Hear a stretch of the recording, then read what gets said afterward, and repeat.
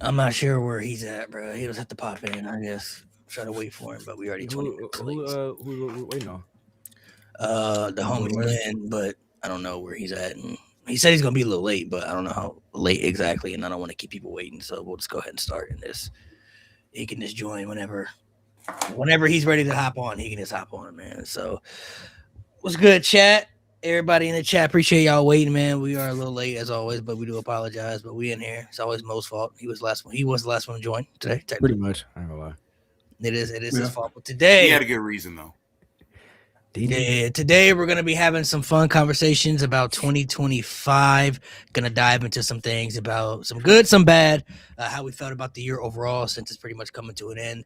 Because next week's episode, the last one of the pod, is gonna be giving our like predictions for 2026 and things that we want to see happen and all that stuff for the future. So that's what we're gonna do. We're also waiting on one other person to join. Lynn is gonna be on here. I'm not sure exactly where he's at, but um, he should be on here at some point, I believe. But we do got two guests. We got Alan Petty Endo who's underneath. We got Josiah, the official, who's been on here before.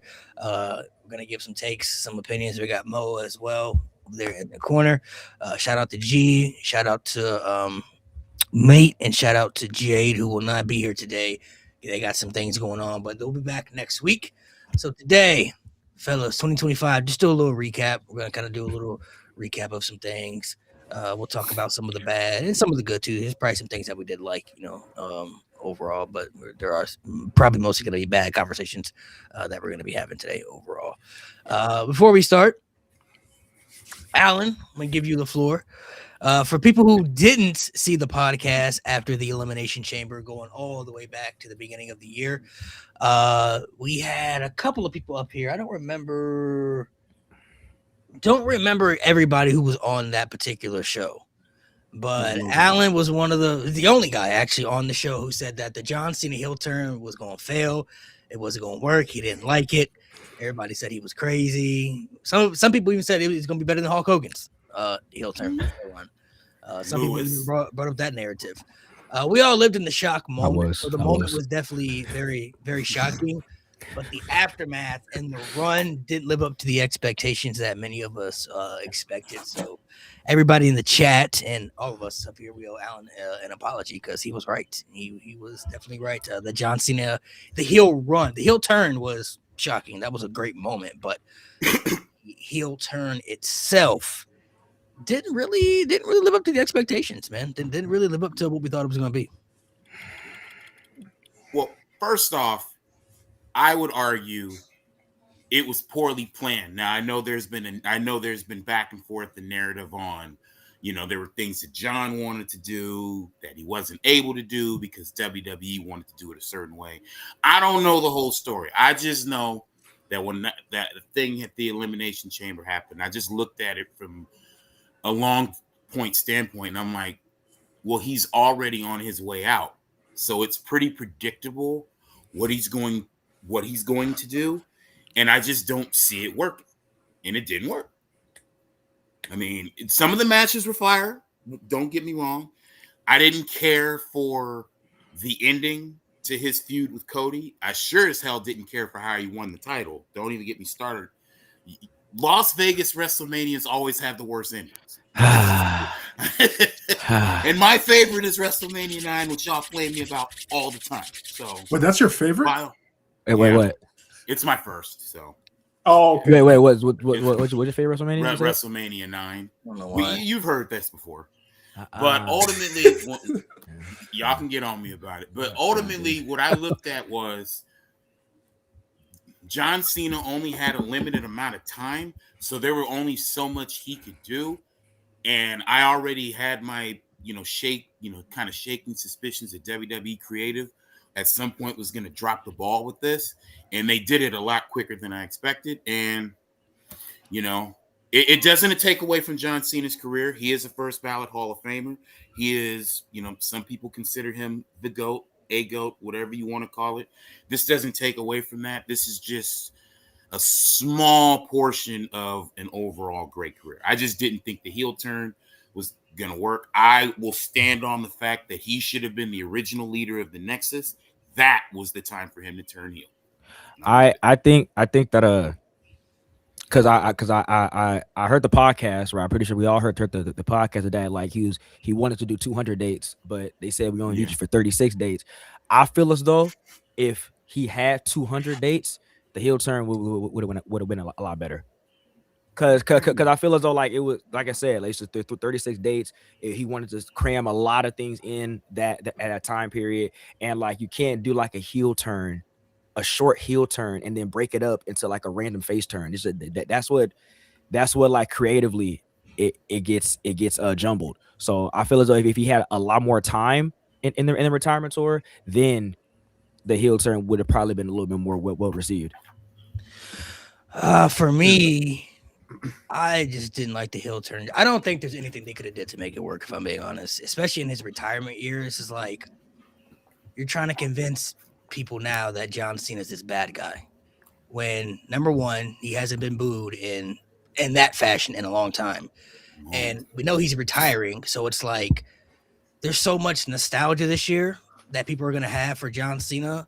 There's nothing he could have did to make, I think, majority of the fans that hate him. He said he wanted to ruin wrestling. People are like, yes, John, ruin it. Like, destroy it, please. Like, if this was 10, 15 years ago, it'd been different. Like I said, if he was in the Nexus or had did something crazy, it'd have been different. But it's like, during his final year, I get they probably did it because they left that what if factor and they wanted to cancel that. Like, all right, we did it, see how it went. But it's like, I just felt like I never really cared to see it. Like, it would have been fine if it happened years ago, but like, during his retirement run, maybe if we didn't know he was going to retire this year, it'd have been a little bit different.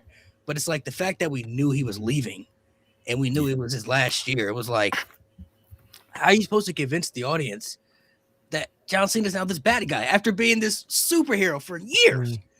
He's now a bad guy all of a sudden, bro. Like, and he's bad because the fans booed him and he had this abusive relationship and all this stuff. He even tried to, switch it on the fans who supported him. But it's like, there's nothing that was working, that the fans were literally like turning on him in a way where it was like heel fashion. You know what I mean? It was like, I get maybe they wanted to do it to try to make Cody the babyface going into it, but it's like the fans were going to react no matter how they were going to react.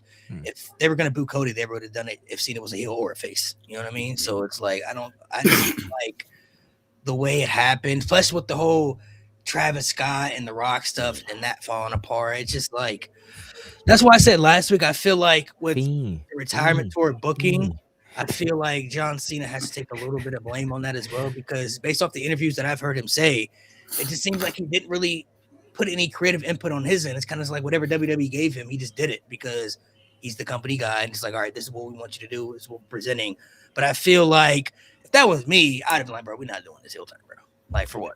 Yeah, that's what, because we was talking about it, but beforehand, I was like, what Cena's tragic flaw, right, as a WWE superstar, his tragic flaw that he's too much of a company man, right? He thinks that with all of these with all these decisions, he thinks that he's like giving back to us when we're like, no, Cena, like we're not trying to see that. Like, we don't want that to happen. Like, you have the pull to say no, I'm not doing that, right? Like, I'm John Cena. I'm not gonna go out there and have Travis Scott be the main reason why I won my 17th world title. I'm not gonna go out there and say I'm gonna ruin wrestling. I'm not gonna go out there and and bring Make-A-Wish kids out there just to get squashed by Brock. I'm not gonna do that, right? Like, Cena has the pull to do that, and like that's just his one tragic flaw as like a WWE superstar, that he's just too much of a yes man, and I hate it. I really do.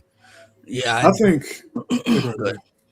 No, I was just gonna say, I think the biggest red flag from the beginning with this heel turn was the explanation of you guys bullied me.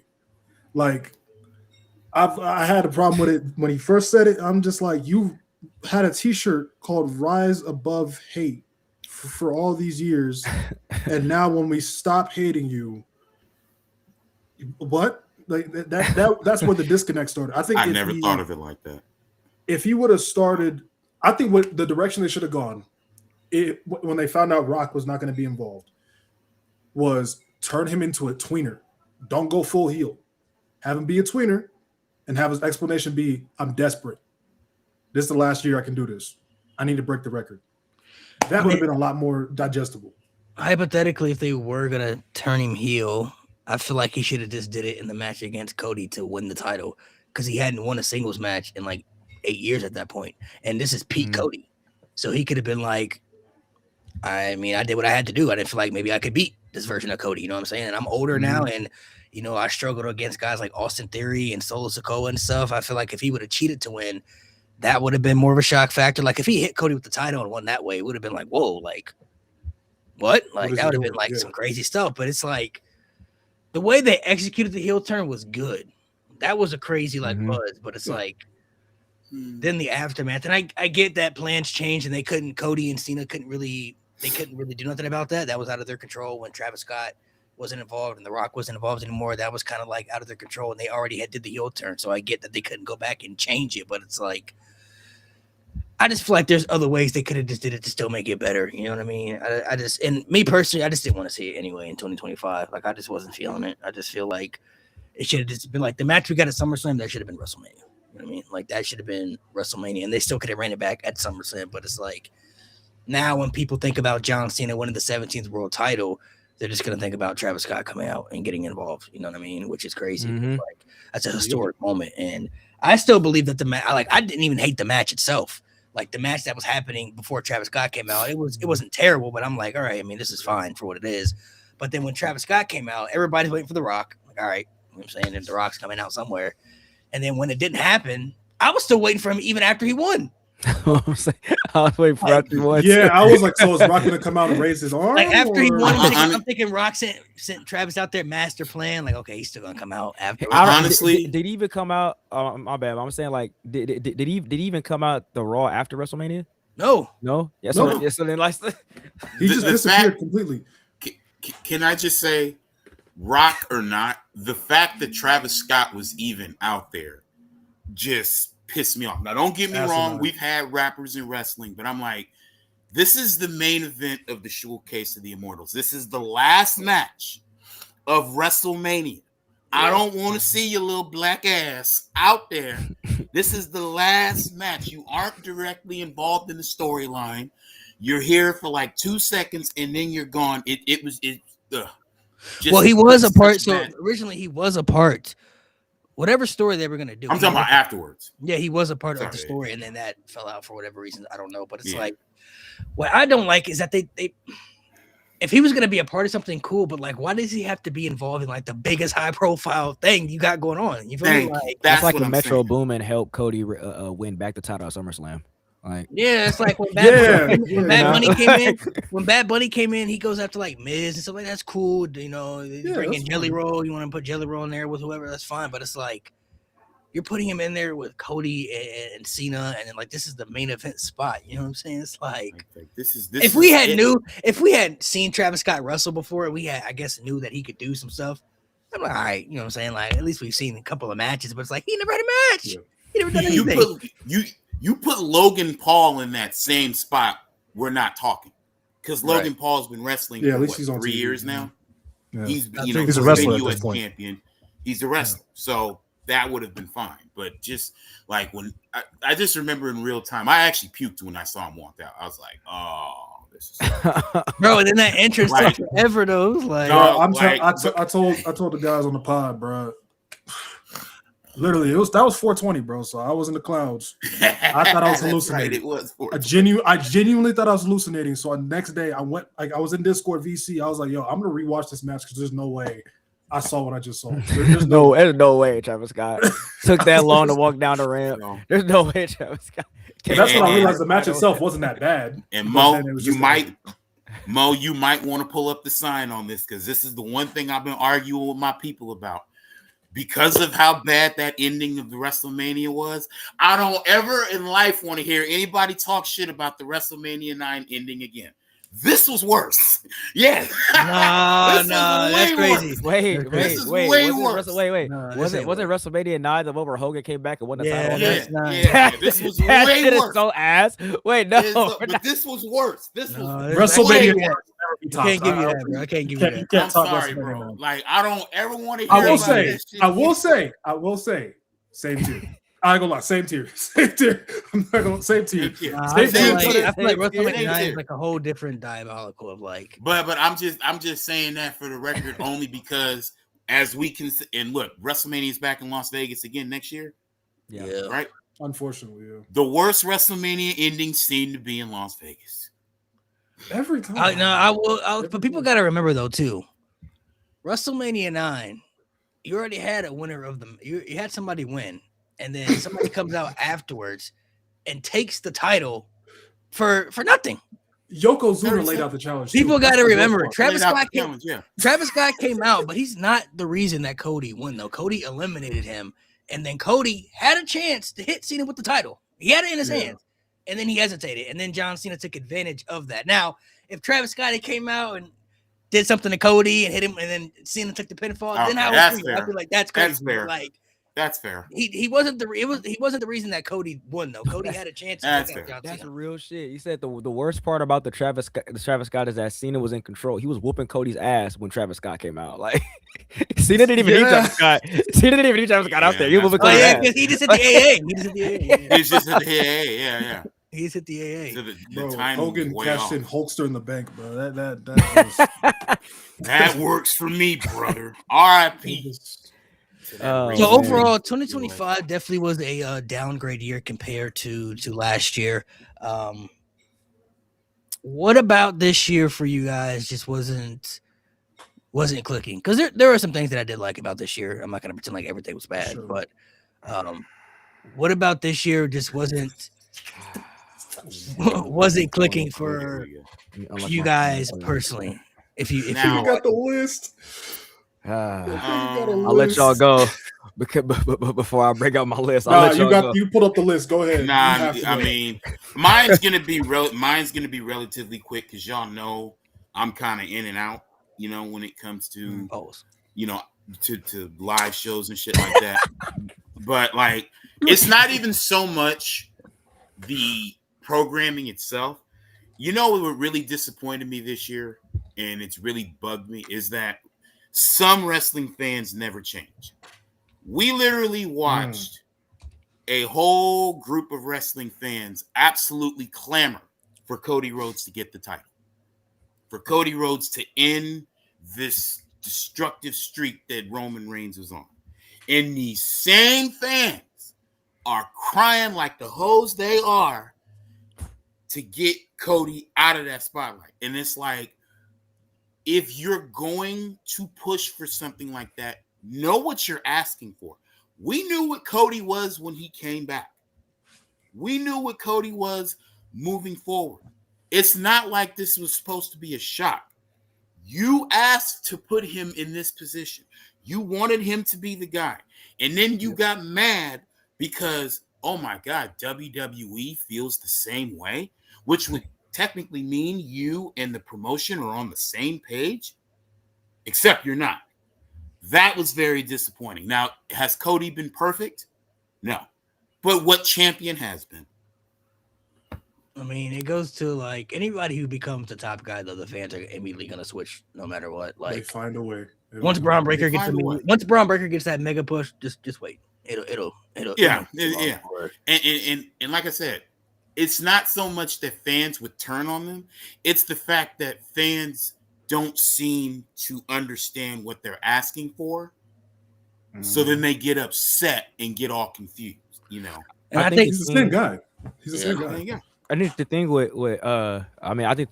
Cody, the thing with Cody is that like people saw that Cody was basically like they were transforming Cody into basically like a carbon copy of John Cena, right? Like that's what they were trying to do with Cody Rhodes, instead of like Cody getting, you know, this brand new identity now. You know what I'm saying? Like we see him coming out with the 3-piece suits and all that. You know what I mean? Like cutting the corporate promos. You know what I'm saying? Cutting the cookie cutter promos and stuff like that, and being saying that like, oh, like he's winning. He's winning matches that he quote unquote shouldn't have. They're saying this thing about John Cena, like that person should, that there's like Cena shouldn't have beat this person, or Cena shouldn't be in the main event or something like that. Like they're trying to make him like John Cena. And I mean, he's a great he's a great baby face, but it's like I think that's where the fans have a disconnect for Cody Rhodes. I think they liked him better when he was the one who was defying authority, and he was the one who was like going against people and like trying to chase the championship. And you know, He is a better chaser than a holder. I'll say that. Can I make one? Okay. And I make one final point, and then I'll jump off. Mm. And it goes to show you, this just hit me. It goes to show you just how important and how also destructive social media is, because if you take this back 30 years, wrestling fans, we didn't have as much, we didn't have cell phones, we didn't have Twitter, we didn't have Instagram, shit like that. And yes, I'm gonna bring his name up. Bret Hart. When Bret Hart got pushed, we knew he wasn't Hulk Hogan. We knew he wasn't going to sell out 93,000 strong at the Silver Dome. We knew he wasn't doing 67,000 at the Toronto Sky Dome. The difference back then and the difference now is wrestling fans back then, for the most part, knew what they were asking for, and now you don't. That's my final point. I mean, I don't even really know if it's that. I just think fans never are content with anything. I think they get their expectations up so high when somebody gets pushed. It's like, I don't know what you expect. You know, when Roman had his run as tribal chief, we had been begging for Roman to be something like this for years. We were sick of the big dog stuff. We're like, bro, just turn Roman heel, let him have his run, let him do his thing. And like, even on the part-time schedule, he was still producing some of the best stuff that we had at that time, and it wasn't good enough for many people. And then when Cody gets into the frame, Mo said that, you know, he's a better chaser than a champion. But to me, he's still the same guy. Nothing about him has changed. He is. He's still the same individual. Maybe you could say his stories are more interesting when he was chasing, but his first run as champion, the stories that he got weren't bad. You know, the AJ Styles story was fine. The Kevin Owens story was fine. The John Cena build to WrestleMania I thought was fine after, you know, besides the aftermath of that match. But it's like people still aren't content, though. They're not content with what he's been presented. You know, people will try to make it seem like everything about him is boring, or he's like, he can't do anything good, when it's like, bro, you just trying to find ways not to like him at this point. You're purposely trying to find ways not to like him just so you can find somebody else you'd rather have in that top spot. And then when that other individual gets in that top spot, you're going to do the same thing you're doing now. You're going to pretend like that person isn't good anymore. So they did it with Becky Lynch. They did it with Seth Rollins. Seth Rollins was on a 3-year losing streak. And then when he won that World Heavyweight Championship, then he became overpushed. Now he's the company guy, you know, and he's like, bro, y'all were begging for Seth Rollins to get a world title for years. Finally gets one. And now he's overpushed. Come on, bro. Like, it don't even make sense, man. Like, every top star you could think of who's been solidified as an icon or a legend, they all get overpushed. They all get mega pushes. Everybody you could think of.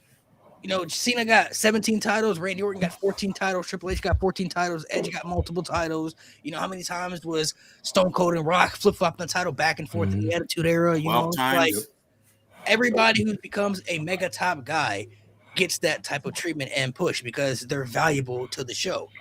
But it doesn't mean that. I just feel like a lot of the fans are never really content with somebody being the top guy, especially when the company is telling you that that's who they want in that spot. When the company tells you that's who they want in that spot, people reject that shit. Instant rejection. Wait a minute. And if memory serves, was it not the night after WrestleMania 40 that Triple H declared Cody the guy? The guy. Pretty much. Yeah. Pretty much. And see, the crazy thing is, I don't even know the conversation, but just picking up based on what I came, and sorry for being late. The thing is, the live crowd still fucks with him so much. Like, that's the thing. The merch is still some of the top merch. Like, this guy, like, he is the face for a reason. Like, yes, has he had some, like, has the Reigns not had some of the best stories, so to speak? Sure, of course. But let's not act like this year we didn't get the KO stuff to start the year. Let's not act like the Cena match at SummerSlam wasn't one of the best matches of the year. And then we're finishing the year. Look, I'm loving this Drew shit. And if it turns out that we about to get 3 stages of hell, I'm in. I'm only in if Drew comes out on top, the winner. Because he needs to. If that's the case, because if he's not the winner, then just take Drew out of Stop putting him in main event situations. Yeah, just stop doing it. He gets the Finn Balor tag at that point. I'm sorry. No, would y'all be mad? Let me ask y'all this, because I do think, because like we talked last week, Mo, I do think they might be saving him for Gunther for his loss.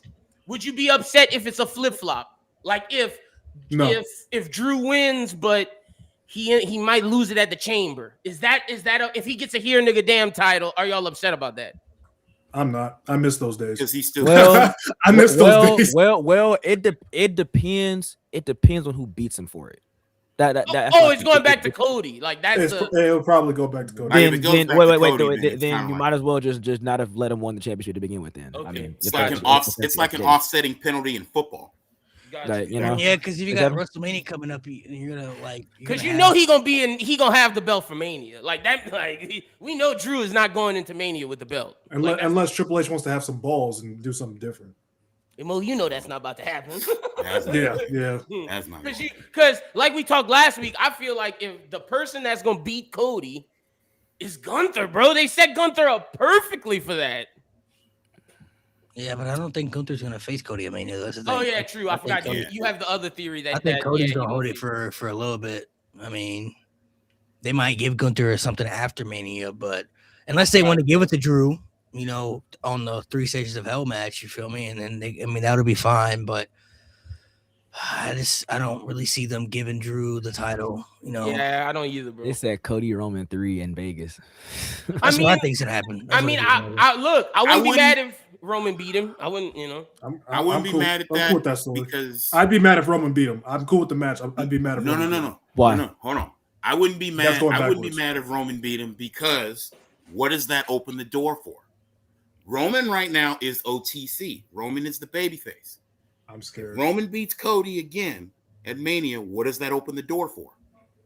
I hope that you're open not the going door? that Come on, direction. come on, I hope society, you're not you know- going that direction. What does I that hope open you're the not door going for? that direction. Ah, Hey, Cody hey, Cody. heel turn. Hey, Cody, bring the mask back. Bring the mask back, Cody. I don't mean it that way. Ah. Oh, you turn it Homelander just Cody, a little man. bit, my brother. I don't mean it that way.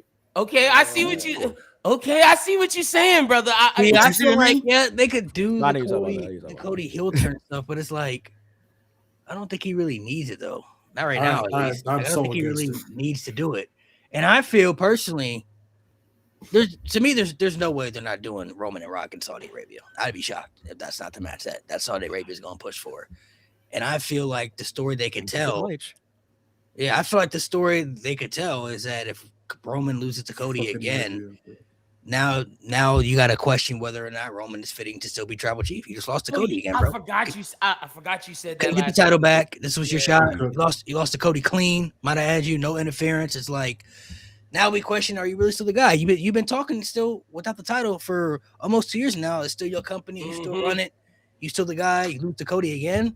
Now the Rock got a reason to come back. Ah man, I You right, Malik. don't Yeah, know, man. Man, I you don't got know. you cooking with that. I forgot about that theory. Yeah, I do want if they do Roman Cody 3, then yeah, Cody should win the rubber I'm match. just going hypothetically because I strongly believe Rock and Roman's happening in Saudi Arabia. And also, just to add to what you're saying, If it doesn't makes- happen there, I never want to see it. it's the official transition because Roman's legit part-time. He's a special, not even part-time anymore. He's a special event guy. If Cody wins that rubber match, he's officially the face of WWE. And then Alan, to add to what you're saying, because I forgot about Malik's theory, because okay, the heel turn can come, but after he loses to Gunther, and have Gunther retire all these people in the beginning of the year. After he retires Brock Lesnar at SummerSlam because it's in Minneapolis, then you have Gunther beat Cody, and then you have Cody go crazy, and then you do the heel turn after you get career killer Gunther. I guess I can't get mad at that. Yeah, but who's Cody gonna turn heel on though? Like that's the thing though. People got to True. think. True. If Cody turns heel, who's he gonna turn He'll heel turn heel on? on. He Yeah, has to that's turn fair. on somebody that the fans are instantly going to switch to that other person's side. Not gonna be That's the thing Gunther. about that. Yeah, it won't be That's- Gunther. Yeah, you're Gunther's right. already a super heel. Yeah. That's the thing about the Cody heel turn. I What, maybe think Punk? I don't know. it's probably a big reason they didn't turn Cena heel back in the day. It's probably too If early. you- No, but they had Yeah. they had somebody at one point. It was CM Punk, and they But chose not to do it. They didn't trust him. But my point is this: if you're turning your biggest babyface heel, you need to have a guy right there to Replace- take his yeah, spot. I Yeah. agree. If Realistic- Roman was full time, cool, Realistically, but he's not. realistically, if he had the talent to back it up, it really could be Jey Uso. He just doesn't have the quality of the main event level. Yeah, Like he doesn't have the Cody quality, the Roman Reigns quality to be No. that lead main event guy. But as a babyface, it really could be him. It could be, But he yeah. just doesn't equal that quality. You know what I mean? To Yeah. match up. Yeah. And I just feel like they won't do it with LA Knight either. LA Knight's a mega baby I face, think but they just you're right. won't. Until you get the right baby face to come in, you can't turn him heel because he's the superhero. Like he, So it's like, especially with you look at John the Cena roster, gone. who do you turn Cody on though? That's what I'm saying. Like, Yeah, I don't know. I guess you could turn him on to Roman, but it's like Randy, he ain't really there much for the story. Yeah, it's like what Mo said. You can't turn him on Roman because Roman not there enough. Like if Roman was there, then sure, but he's not. So it's like, But we're not. I mean, if he turns heel against Randy Orton, we're not gonna Like, take a maybe. heel Cody series against Randy. yeah, no, Orton. hell no. No, Come no, on, come on, no. bro. It's clowning. That's why I it's, said it's maybe. Randy I'm like, Orton, dude. The Like, only I don't know, man. way But that would it ever work. It would depend how they would use him though. Well, Like see, what if Cody punted Randy in the skull or something? See, this is what I'm saying. That's what I was going at. If he That would be starts some crazy doing shit. shit, if Cody starts doing shit that Like vicious. 09 Randy Orton was doing, start punting people and putting them out of action, then we can take him serious. Especially if I don't know if Randy, they're going to go that far. and to add to that, Alan, especially if Randy inadvertently cost him the title, but Cody sees it as he purposely did it. If it was by accident, you can then have it be like, whoa, Randy, you've been staring at my title this whole time. Now you cost my title. Yeah, I'm punting Like, the if fuck he out your head. If he kicked Randy in the head, that'd be some crazy shit. And people would hate him. That's an instant people hating situation. Easy heel turn. That'd be Mhm. some crazy shit. But I don't know. That's the only way it could work though, because I agree with Josiah. Like, how we gonna take that serious if it's not something like that? If it's not It's that, Randy Orton, bro. Yeah. you know what I'm That's a saying? man that turns That's- into a menace at the snap of a finger. that's the most vindictive person you could ever put against somebody. So it's like you gotta do some man. real Lucifer shit to People do even that. turn on Randy like that. Oh, Like, turn heel on Randy? 09 Randy Orton, oof, goated. because I can see Randy punting Cody. Is it though? Low key. Let me not. All this stuff he was doing in 09? Don't do it, Mo. No, Don't do it. 09 Orton was over. Come on. Put that damn sign on. Put that damn sign 07 on better. 07 better. Facts. 05 better. What did Legend R-Truth Killer. I don't say Legend Killer. Don't- Legend Killer, yeah. Well, yeah. 05 Randy was like that, boy. what did 05 R-Truth Randy. used to say? I mean, Legend Killer Randy was better. 09 Randy just had 09 for those first 4 a months. lot of though. nostalgia. Legend Killer Randy might be my That's- favorite Randy. Hey, He put one of my a whole favorite thing- one of my favorite version of Randy Orton that like a lot of people like just brush off, bro. When he had both titles in the Authority, that was one of my That was favorite versions of that Randy was- Orton. he I'm was not a gonna lie menace. to you. Remember the entrance I'm he not came out with? Man, with that's everyone on that's the stage, main and thing that he's I just be looking at talking them about. Like, dude, bitches. and then he looked at Cena the longest. Like, yeah, I beat you for this. Like, what Yeah, you doing, bro? you Like, you know what I'm bitch saying? nigga, Then yeah. walk off. I could, Like, you know bro, what I mean? if I was a betting man back then, I thought Cena was winning that match. I Me swear too. I thought Cena was winning that I match. had Orton going over in that match. Okay, let me Bro, ask y'all oh, because the man. chat brought it up. Could Jacob Fatu be the baby face that No. comes in, or No. does he not have enough? You know. Not as the face. I don't Jacob's like agree Jacob's with also like Randy. He's more lethal than Cody. Mhm. You know what I'm saying? Like True. we already saw how lethal Also, Jacob I can think be. Ega 2 is like just a natural heel, bro. I don't want to be a face, bro. I think that dude needs to be like just a natural No? heel. I don't think I need him to be like a vicious ass heel, bro. I think So, yeah, okay. it just fits his Cody would character have to like do like presentation. if Cody's gonna be heel, he would have to do something crazy. Like he could turn on Punk, but I feel like he would have to do something crazy. Like he had to give AJ Lee a crossroads or something too. Like he had to do You something can't- wild. Let me He could ask be you, a hero with a nickname like Samoan Werewolf. if bro. they Like, do a draft and we get Javon Evans to come up, Okay. is that the baby face he could do it against? Because Javon Evans is a natural baby face. I'm trying to think of a baby If they're face ready that to could put come him as the guy. If they're ready Gotcha. to put him as the guy. up. Yeah, for I sure. don't It's know nice. about Javon either. And I think it's too soon. Yeah, it's too For him, soon at for least. sure. I'm with you, but I'm just trying to think of natural baby faces who the crowd like gravitates to. Obafemi? Yeah, the crowd does See, gravitate. Oba's more of an opposing guy too, though. And see, the It- same it- thing you said about Jacob Fatu. I want Oba to be that monster, bro. See, Yeah. and it's conversations like that make me resent the hell out of the fact that how badly they mismanaged LA Knight. Because LA Mhm. Knight could have been this could have been a done deal. But If they gave LA Knight the Jey Uso treatment, yep. They chose the wrong one. Like, bro, He's Malik. better. Malik, Yeah. if I'm lying, I'm LA Knight's flying. not Samoan When, enough. when you and I went to Detroit, when you and I went to Detroit for SummerSlam 2 years ago, whether it would be a bar, restaurant, the stadium, what was Everybody was everybody getting cheering? yeah. Yeah. Like Everybody was screaming LA, and he- me and Alan were walking down the streets and Damn. going, and we went into bars and we went to restaurants, and everybody was just randomly like, yeah, like everybody's just like everybody was saying his catchphrase, LA night, like it was crazy. Yeah. Bro. Like, They chose the wrong Y word. They should have chose yeah over yeet. Yeet came right after too. That's crazy. That's the crazy thing, Mo. Came right after that. Came after, bro. And LA Knight was selling merch. LA Knight was doing the same thing as Jay. That's the crazy thing, bro. It was Yeah, so right random too, bro. He just said it during that press conference, bro. When he won Bro, both that's when Jay tag won team me titles. over. He was killing me. Bro, the press conference literally is what changed everything for both Cody and Jay, bro. It literally, like, after that moment, it was like, oh, these two dudes they the guys. Yeah. They're the guys now, bro. He said, "Are you feeling it, sir?" Nigga, what? Are you feeling him, sir? so 2025, everybody, well, besides Alan, because I don't know how much you watch, so I didn't have him write anything down. But we all have a list of certain things. So I want to know. We'll start with the bad before we go into the good. Yes, sir. What is everybody's top 5 worst decisions that happened in WWE this year? Now, this is your own personal preference. This You know what I mean? nigga pull up the list. It could be anything. The top 5 things this year that you hated the most. And you said strictly WWE? Because I have one thing that I wanted to mention. Yeah, I'll say, okay, so for me, my 5 is kind of simple. The 5 things that I hated the most, we talked about it earlier, but the Cena heel turn itself, I really did not want to see that. Just in general, I genuinely don't think there's anything they could have did to make that work during his retirement tour. It just convincing the audience Cena's now a bad guy on his way out. I just personally didn't want to see it, didn't care for it. I wish they never did it. One would be WrestleMania this year. I just feel it was very underwhelming. Of course, there were some good matches this year, but WrestleMania this year to me was a very underwhelming show. That was very disappointing.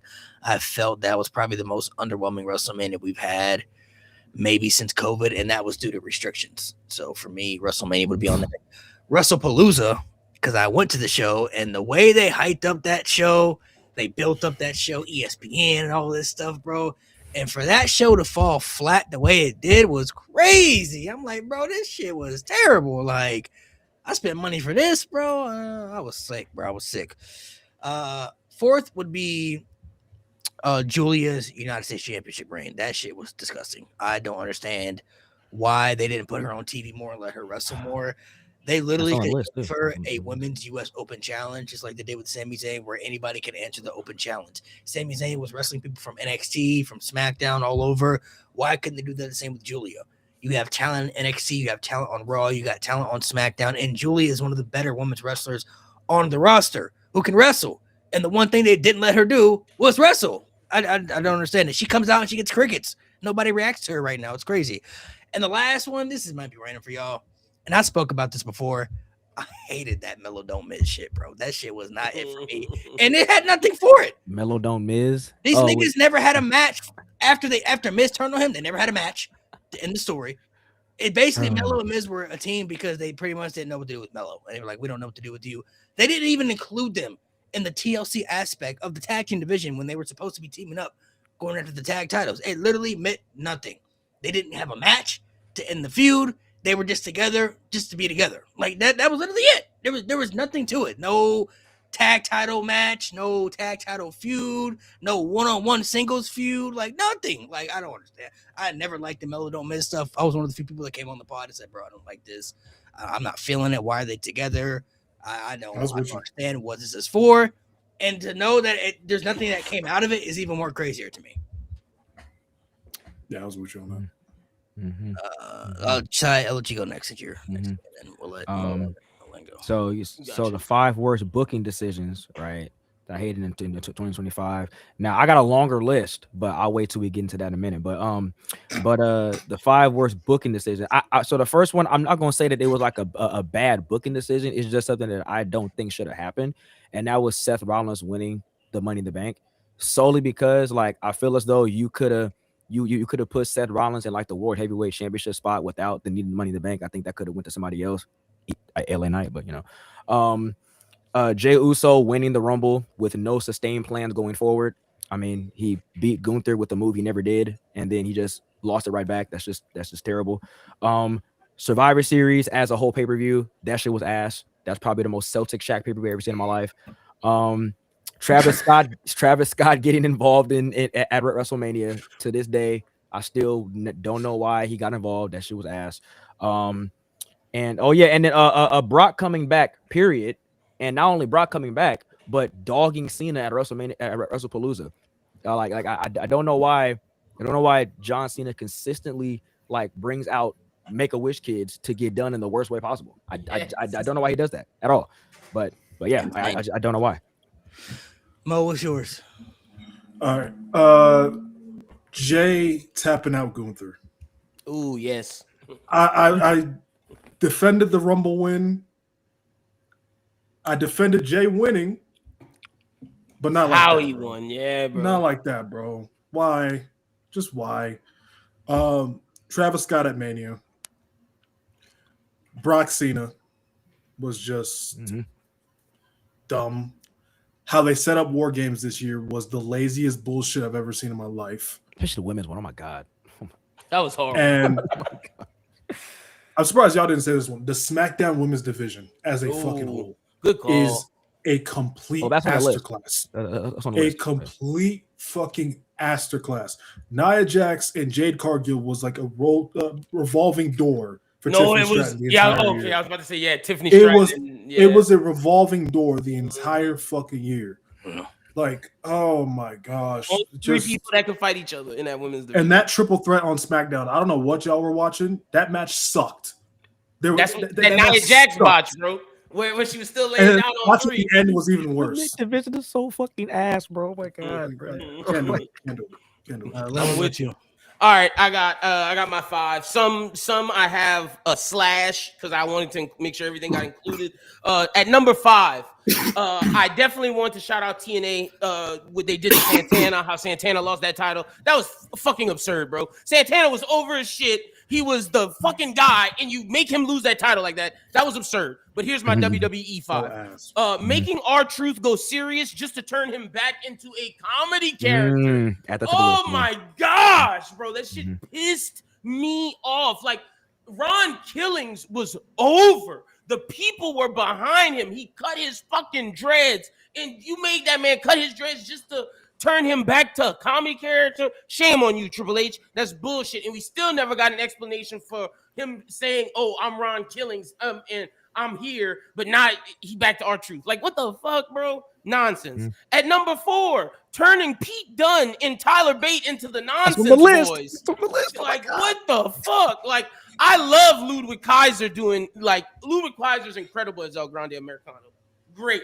He just did the handshake with Rey Mysterio at AAA. Like, guys, like, he's now going to be a babyface, and they're going to love him in AAA. But what the fuck are you doing with Tyler Bate and Pete Dunne? And now that you turned Ludwig Kaiser babyface, where do they stand? Like, what are you doing with them? You have no I'm plan. not gonna lie though, bro. Them niggas over in AAA though. Are right? they over in AAA? Okay, Yeah, okay, they so, over in AAA. okay, Keep so them niggas in AAA. Yeah, you I gotta ain't keep, gonna cap to make you, them, bro. make them I don't baby give a fuck about faces. AAA for real. I ain't gonna lie to you, bro. Like, Hey, I can't lie, I mean- Malik. Them pay-per-views be hitting because I watched that other one. Nah, Like, they over in AAA, bro. Like they're heels on like Raw and stuff, but in AAA.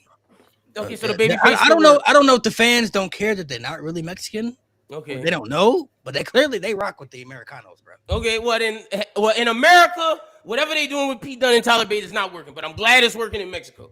At number 3, taking the U.S. title off of Chelsea Green to not do shit with Julia. It's both parts because Chelsea Green was over as shit. She's making this title mean something, and then okay, cool, you take it off for the gift to Julia. Perfect.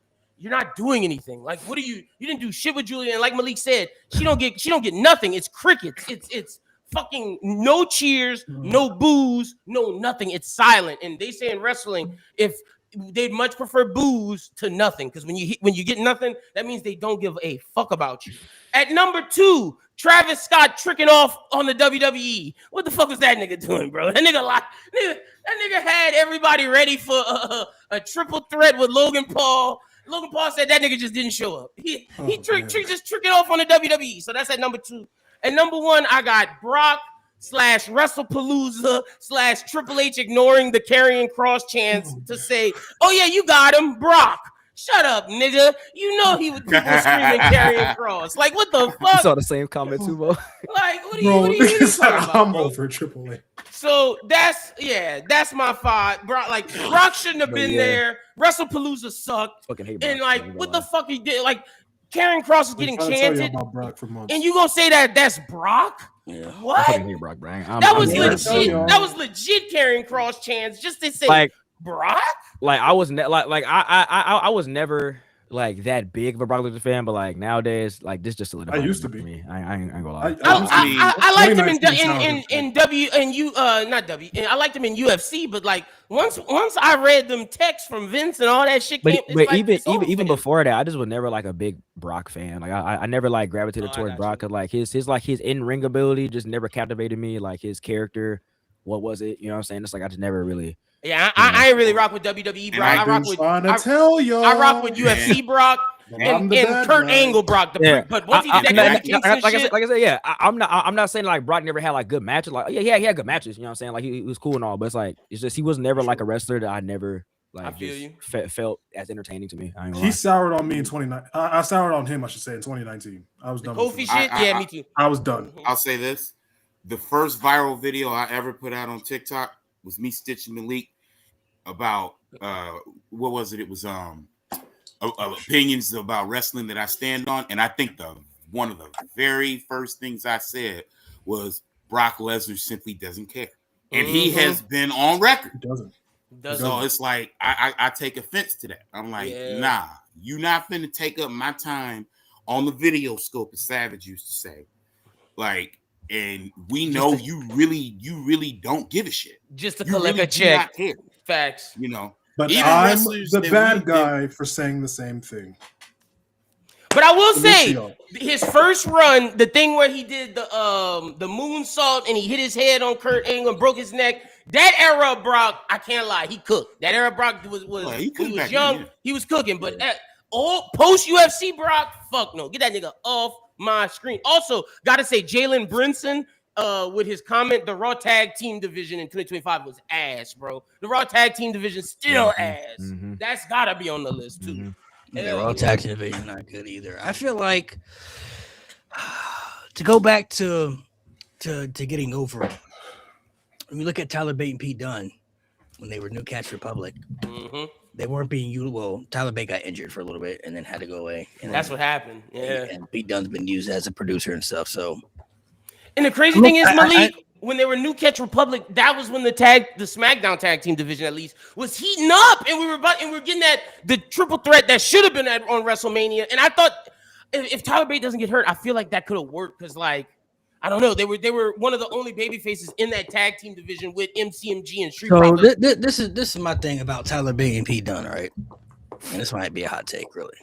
Ooh, okay, Oh no. let's hear it. Even if they were still New Catch Republic, them niggas wouldn't be doing nothing. Mm, Yeah, that's they a real still they be sitting back there in catering, yeah. like every other tag team on Raw right now, which Look I'm at not saying is Fraxium. good, True, but it's like Not People if are they was on SmackDown. people are mad that they're doing the Americano gimmick, bro. This the most they've done in how long, bro? Like they doing more now than they were doing before. So I'm like, if this gets him on TV and it can work, because El Grande for some reason it's been working. it works, bro. What's It been does. happening? For who? But that shit been working.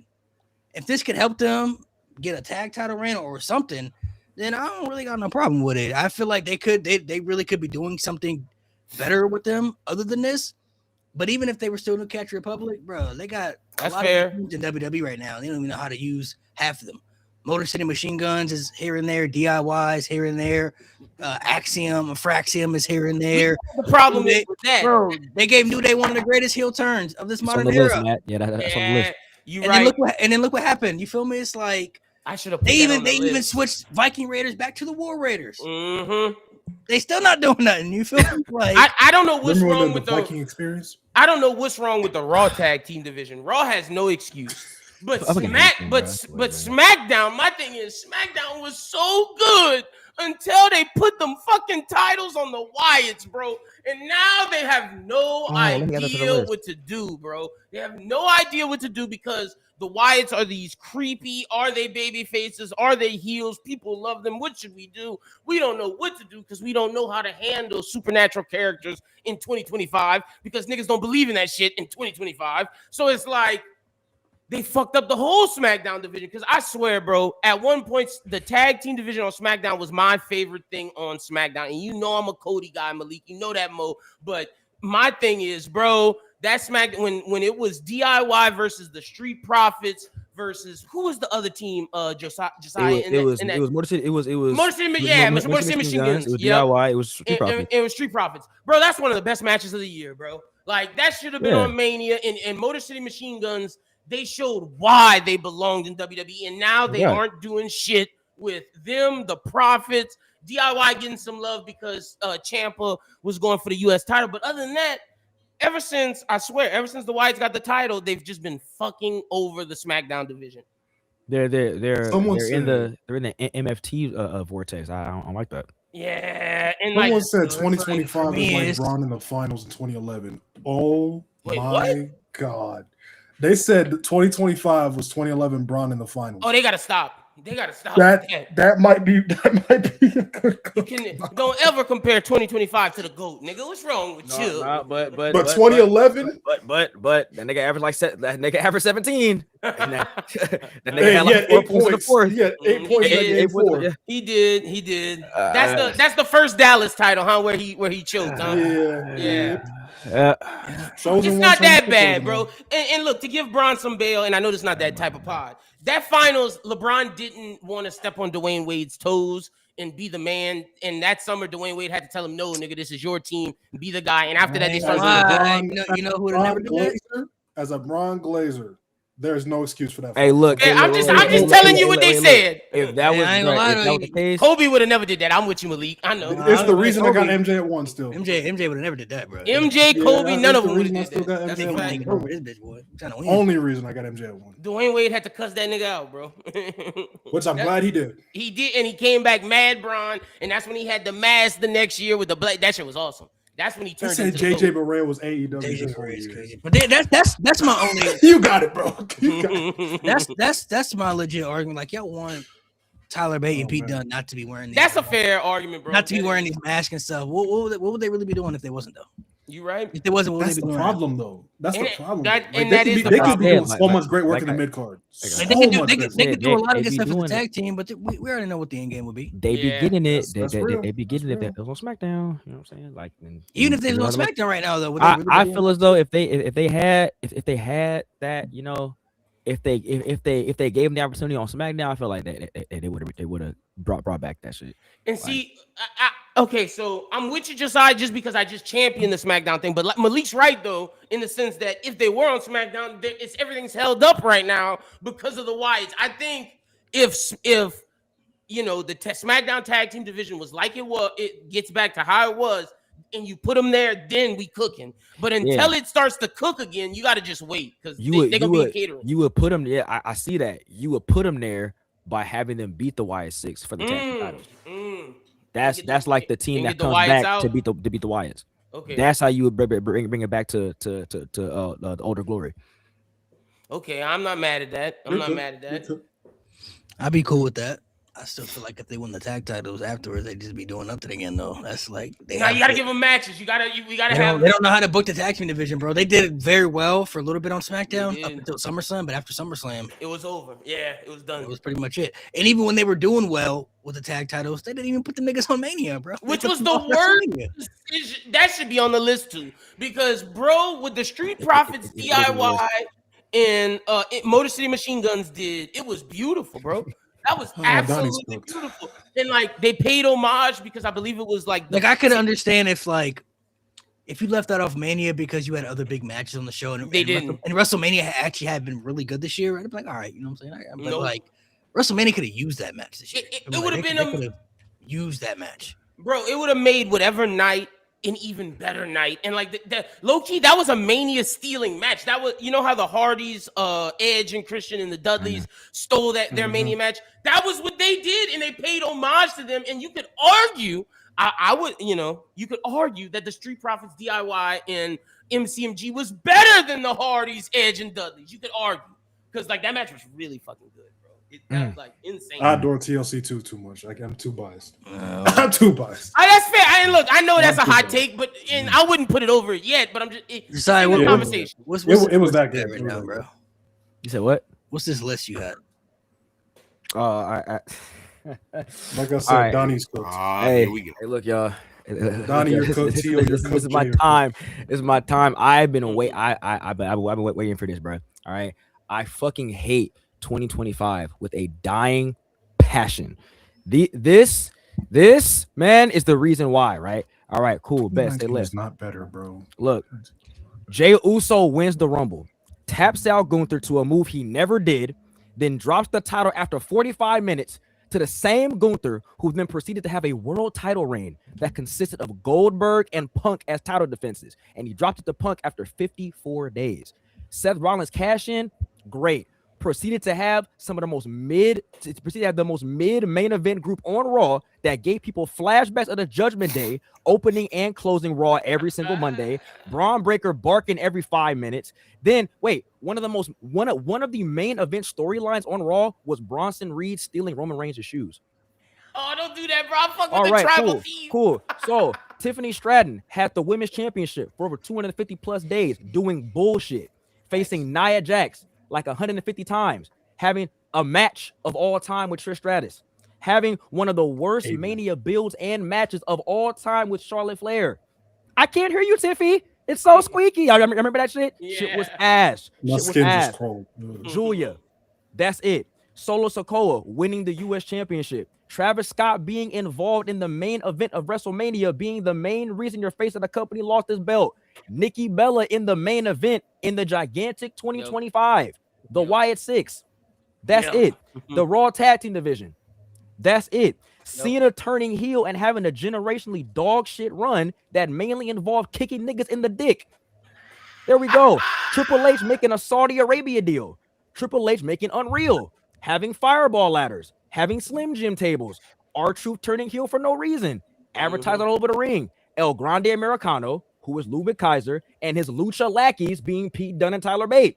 The New Day having a generational heel turn, then letting the Heat die quickly and having one of the worst tag team matches at WrestleMania. Gunther did a program with Pat McAfee and almost lost. Then Triple H managed to produce the lowest SmackDown in SmackDown, the lowest rated SmackDown in SmackDown history. He brought back the sexual deviant Brock Lesnar for a cheap pop to squash John Cena at the worst pay-per-view of the year. WrestlePalooza. That's it. Survivor Series was the second worst pay-per-view of the year. The women's and men's Warring Games match was the most Celtic Shaq show I ever watched. A masked man that turned out to be a bald Austin Theory that got no reaction on Raw. Io Sky as the world champion not being booked for months. Rusev. That's it. Rhea Ripley got inserted into a match illogically because WWE and AAA has a hard on for Rhea Ripley. Carmelo Hayes. That's it. Actually, no, that's not it. Carmelo Hayes was treated as a big deal, being the first round draft pick, then got fuck all and regulated to a tag team with the Miz for weeks to months. The Motor City Machine Guns. That's it. The most and my nigga Mitri brought this to my attention, right? That I never thought about it like this. The most must-see main event of WrestleMania: Punk, Rollins, and Reigns. How was that created? Over Paul Heyman. It was a custody of Paul Heyman triple threat match. And I loved it. Wait. And mind you, CM Punk's quote-unquote favor, right, was to be at ringside at my match. What are we doing? And I don't care about John Cena tapping out, but Triple H coming out to the ring like he didn't creatively run the company and the tour into the dirt is what for real creases my fucking kicks. Triple H, this is for you. Is generationally fucking ass, and Now- I now- hate now- it. I hate it. Some of that stuff, I hate it. Some of the stuff I with you. Some of the stuff I gotta say, the Triple H stuff where you was talking about like the stuff in the ring, that little thing. That's you got to give that smoke to Nick Khan because Nick Khan manages the business and he's the one who chooses that stuff. Like all the advertisements, like that shit. Does it not say Paul Levesque as the executive producer? No, every single I time? know, but he's the president of WWE. He does the business. Like he's the one who chooses that sort of shit. Now, Josiah, I sat here Mhm. and I listened to this list. Mhm. Let me tell you, Mhm. most of it I agree with. I'm I'm not gonna argue for what limited time. The women's tag title, yeah. But I do have a soft spot. But I'm sorry, I do have a soft spot for one person you put on that list. Man, leave Rusev alone. Leave Rusev alone. Come on, man. That's my guy. Until Rusev to be Leave interesting, Rusev alone. bro. Look, the thing about I look, know, but the leave thing him about alone, 2025, the thing about 2025, they have so much talent. They have so much talent that they just that they proceeded to make the audience not give a fuck about. There is no reason why Julia. I know how good Julia is. I know. I watched her before WWE. I know how good Julia is. The fact that she walks out to the ring to crickets and she gets no reactions is fucking abysmal. Why would you pair her with Kiana James, who's also ass? Like, why would you do that? Like, literally, how could you fumble somebody like Ray Phoenix? Where has he been doing? What has he been doing? Penta's a generational loser. Like, what? Oh, like, come on, dog. Like, what? Chill on Penta. What are we doing? Yeah, because I'm about to say Penta was Literally. getting love. He was getting love. I think Penta gonna win the Intercontinental Championship. I thought he For was sure. too, but now it's like, sure. wow. You know, I gotta think be they building that up because they gonna give him his shot for sure. I agree with you though with Ray Phoenix. Like I honestly back when the tag team division was hot, when him and Andrade were going, bro, that was like it was amazing. Andrade and Phoenix was cooking. Most of them guys, bro, Man. they got over in AAA, bro. That's what they've been doing. Yeah, that's exactly what they've been doing. That's a fact. AAA. Ray Phoenix been in AAA. Penta, Rey Mysterio, Dom. Mhm. Most of them, El Grande, all them people, they've been over there in AAA doing. They even got Omos over there right now. I saw that. How you feel about your boy Omos taking down who that was Dragon Lee? At least he doing something, bro. He got TV time, bro. He doing something. Fire, bro. You Bring think, it to Raw. Bring it to Raw. you think it's gonna lead to a feud with him versus AJ? Like AJ chose Dragon Lee as his opponent, as his tag team, and no more Omos shit. Nah, I don't think they're gonna do that. I didn't even think about that. That's hilarious. Get Omos off TV, please. Off? Whoa. Chill out. Respect the GOAT. Man, Respect the I'm GOAT. sorry. Allen, bro. But let me you be guy, clear. bro. Let me be clear. Let me be clear. It's Better than not Brett. that I don't respect Omos. whoa. It's the fact that Malik hyped man up Because he's a GOAT. so much. I'm like, Allen, you heard oh, what Mo said? What would Mo You heard say? what Mo said, Allen? Mo said What Mo Omos better than Brett. Better than Brett. Of course. Shit. Somebody said That was shit good. down. Better You're than right. Brett. That's funny. Omos isn't better than the Oof. Giant Gonzalez. Get out of here, bro. Oh yeah, So now Omos you- is partnered with Vikingo. That's all. Omos is not better than Giant Gonzalez. Well, all The right. Giant, all yeah, right, you all right, took all the right. Undertaker away. What? Who? We've Name lost the one person plot. Omos has put out of action. Oh, that's a No, good cook. what do you Wait. mean? Don't do that, Allen. Wait, Not Giant wait, that's a Gonzalez. good bro. cook. Hey, Wait. Mo brought it there. That's not a Mo good brought it thing. The there. I fake wasn't even suit, gonna the go fake, there. the That's a fake good hair cook. bodysuit. Nah, bro. That's Just not a saying, good you see where thing. I'm going with this? Hey, one person who put out action. look. Giant Gonzalez did incapacitate Undertaker at WrestleMania, right? With the chloroform rag. Hey, Matt Thunder said. And he beat no. And he Oh, go beat ahead. his ass at the Royal Rumble first debut. And he put him out of action before the King of the Ring. So he did Bro, this Omos nigga out was 3 undefeated for times. Just to 3 lose years, to bro. Undertaker at SummerSlam? Oh fuck, That's man. man. Omos wasn't fighting nobody. Name one person he put out of action. He beat AJ Styles. Ain't AJ Yeah. Styles for nobody? They beat Okay, AJ he Styles. just beat AJ. Bobby Lashley Whooped is AJ Styles' ass to the point. Did he beat? Did he put him out of action though? Did he beat his ass to the point where he had to get put out on the stretch? No. Omos ain't that dude. And how do you saying that, bro? He's up on him. Come What you on, mean? man. He's up on him. He up here putting. Hey, Malik, would you He going light on niggas. like Omos and Vikingo versus AJ and Dragon Lee? Because that might happen. That'd be cool. Yeah. Omos and Vikingo. Mm. That's a team of all time, man. They're together. They're together in AAA. So. Yeah, they are. They're together in AAA. Oh no, Omos undefeated for 3 years, and he was the champion in WWE, unlike Giant Gonzalez. You know what I'm saying? But And Giant Gonzalez didn't come on this pod, man. Forget Giant Gonzalez, man. Omos, bro. Damn, Omos ain't gonna harm, right? I don't remember how many titles Giant Gonzalez had, but you know what I mean? Mhm. He has the title of incapacitating taker, so there's that. And Omos Yeah, went to the title, Japan and became a 3 times. god, bro. He was killing in Japan. Oh my goodness. I don't remember no titles. Nah, that I'll he give him had, that. bro. Because that I listen. Let me His give Noah him a run little was bit of luck. fire, bro. because if you know how it works, let me give him a little bit of luck because it's not easy to do that shit in Japan. Japan they work different. Yep. You know what I mean? You know, we Real saw strong style videos over of there. Hogan. Remember those videos of Hogan actually working? Japan. So I'll give him that. Out here, stop it. MVP said on his better. podcast. You better. MVP said when you go to Japan, you gotta have all your T's crossed and your I's dotted because he Yeah. said Japan is serious with their strong Hey, style. It's Hey. serious. Omos was having good matches in Japan. Giant Gonzalez in Japan gave us El Hero. Gigante versus Nails. Facts. Hey, Facts, hey, tell hey, him look, more. hey, look, Hey, hey, hey, look, hey, low look, key, hey, look. whoa, But you went back and low watched key, it, that right? was not a bad match, bro. That was not a bad match. That was actually not a bad match. What? What? I just watched that the other day. What? It wasn't a bad match. It could have been way worse. It could have been way worse. But That was Omos not was bad. cooking though. That Omos was didn't bad, have man. I don't know no about questionable match in Japan. No, oh my. Yeah. It's just not like. You have to fix your. Alan got it. I don't know. You have to fix your camera, Alan. Your shit bugging out on Yeah, me. it is. Yo, what? You gotta refresh your Alan, camera. That wasn't Alan a looks like he bad got match. an Android camera from 2012.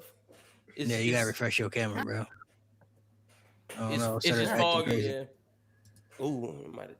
It's giving them the Paraphone effect, man. Yeah, it's like you gotta refresh. I don't know, something wrong with the camera. It started acting fuzzy and stuff. Did you say a paraphone? You might have to refresh your browser, Alan, because I catch that so your words stop matching up with your You're picture. using the BlackBerry, bro. The BlackBerry camera. Yo. Niggas don't know about that. So the other list we got is You the don't know top about that. 5. Is the top 5 best of I had one. 2025? I think it's somewhere in the house. You ain't get one of those. Yeah. So top 5 best WWE PLE matches Okay. of the year that you guys had. Gotcha. I don't know your list, but I'll keep my list simple. Hold on, let me add him back real quick. Yeah. We can wait for Alan. Oh, There, this seems better now. There we go. Mm-hmm. yeah. Oh wait a minute. Uh-oh. Oh yeah, went back to the fun. Yeah, started acting. I mean, as long as we can understand them. I just turned my phone. No, yeah, you good. We can still understand you. Yeah. You can keep your camera on though. Yeah, you can keep like- it on. That's fine. All right. You don't really. I don't know what's going on. Yeah, it's some weird connection, bro. I don't know. Are you on your phone or what? No, I'm on my laptop. Oh, okay. I thought you was on your phone. No, I'm on my laptop. So top 5 best WWE PLE matches of the year that you guys had. I don't know what your list is, but my list is a little bit different maybe than y'all's. So at number 5, I had the triple threat between CM Punk, Seth Rollins, and Roman Reigns at WrestleMania. That was really, really well done. A match that to me didn't need a championship to feel as big as it did, and I thought the match was excellent. I have Rusev versus Sheamus at Clash in Paris in the Donnybrook match. That shit was incredible. And one of the very few times that Sheamus actually submitted and tapped out. I have Cody versus Cena at SummerSlam. That's definitely one of the best matches of the year for sure, which many people wanted to happen at WrestleMania. I have Sami Zayn versus Kevin Owens at Elimination Chamber. That was like real graps right there, bro. Yes. Sami Zayn and Kevin Owens, that might have been their best match they've ever had on the main roster. I'm so happy you said that, brother. And then for me, the best PLE match all year to me was John Cena versus AJ Styles at Crown Jewel. That was like real, like had everything. That paid tribute to people from the past that they had rivals with. That was like real great storytelling. Like that was a great tribute to professional wrestling right there. So that was like spectacular. That would be my list. Hell yeah, love that list. I'm gonna go next. Yeah, I think you Yeah. next, All Josiah. right, cool. So I got Rhea versus Io at Evolution 2. That was great. That was a fire match. I do got Cody and Cena at SummerSlam. I think that's like probably John Cena's best match he did the whole year, in my opinion. I do have Kevin Owens and Sami Zayn at Elimination Chamber. That was amazing. I did not expect that match to be as great as it was, but it was phenomenal. And then I got the women's triple threat. I think that was at SummerSlam, wasn't it? Between Naomi, Rhea, and Io. That was fire. I love that. I'm glad you mentioned that. And then also got the women's triple threat at WrestleMania between Bianca, Rhea, and Io. That was fire as well. Yeah. I'm so happy you mentioned the Naomi match because that match was so good. Yeah, bro. that was, really was. And Naomi was pregnant during that match too, so which is crazy. Now that we know that, it just made it even better. I ain't gonna lie. And she was pregnant leading up to that too, which is like nuts, bro. Naomi had one of the best runs of 2025. Shout out to her. Mo, what's your list? So in my number 5, I had the TLC match on SmackDown. The triple threat TLC match on SmackDown after Mania. Number 4, I have Sami and KO at Elimination Chamber. Number 3, I have Cody and Cody. Jesus Christ, I don't know why I wrote Cody. Cena Styles from Crown Jewel. Number 2, I have the women's triple threat from WrestleMania 41. And number 1, I have, this is biased. I don't give a fuck. Cody Cena from SummerSlam. Hell yeah, I'm with you. I adore that match. I'm with you. You want me to go next, Mo? Yeah, I mean, not Mo, Malik. I'm sorry, I was looking dead at Malik.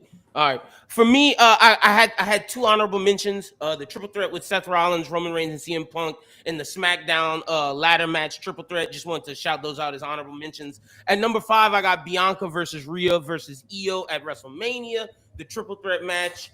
At number 4, I got Cody versus KO, the ladder match to start the year. Oh, that Alabama slam through the ladder was nuts, bro. The fucking brain buster that KO gave Cody, and after the match, they released some footage recently of like KO asking Cody if he was okay because that spot was called. A lot of the spots in that match they called on the fly, and like they stopped doing the prearranged shit, which is amazing. Shows how good of workers those two are. At number 3, I got Sami Zayn versus KO at the Elimination Chamber. Like Malik said, they was hooping, bro. Like, go back and watch that match. That is some real fucking graps, and that might have been their best match at WWE. Like, that's up there with El Generico and Kevin Steen's Ring of Honor ladder match. That was fucking insane.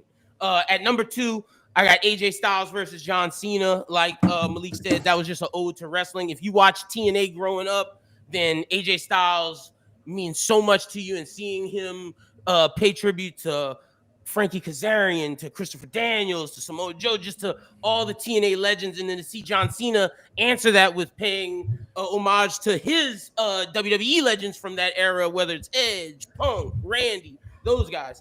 And then at number 1, like Mo had, I had to do it. Y'all know I'm the Cody guy on the pod.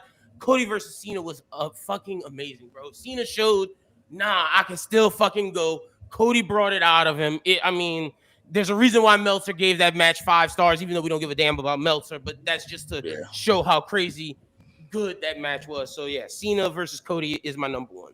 The fact that AJ like pulled up with the TNA gear, that shit was amazing. That shit bro, and then the fucking the thing that Cena got the ring announcer to do that AJ didn't even know, no one knew, with calling him the go to TNA. Like, oh man, if you grew up watching TNA on Spike, that match meant so much to you, bro. Oh my gosh, that was amazing. What is, in your opinion? I'll just give one hot take about that match, though. The one thing I really wish AJ Styles would have, and this is purely a hot take. I wish he had cut his hair. Ooh. Only the young AJ. Yeah. I wish he had cut his hair. That's it. I'm not mad at that. I don't know if he can do that. I don't know if he can go back to those days. I don't think he wants to do that. He said the next time he cuts his hair is when he retires, and he's gonna cut it so short that nobody recognizes him.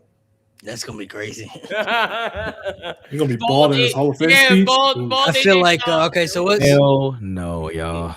What this year in 2025? We gave some of the stuff that we didn't like. What this year do you think was the absolute worst booking decision this year? Like strictly. Looking back, even now, that shit just doesn't make sense. I'm gonna give the first thing that popped in my mind.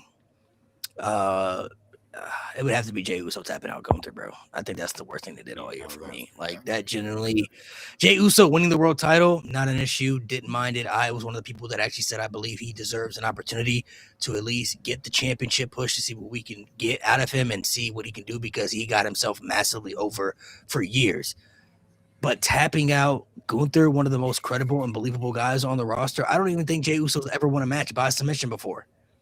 Like that to me, just even looking back now, I still hate it. I'm like, bro, why by submission though? Like by pinfall, cool. Everybody expected Jey Uso to win. Thumbs up, that's not a problem. But for him to tap out Gunther, I wasn't feeling that, bro. I thought that shit was corny. I'm with you. I didn't know Jey Uso knew submission moves. That would be the worst booking decision I think they did all year for me. Oh man, shit, man. That's the first thing that popped in my mind.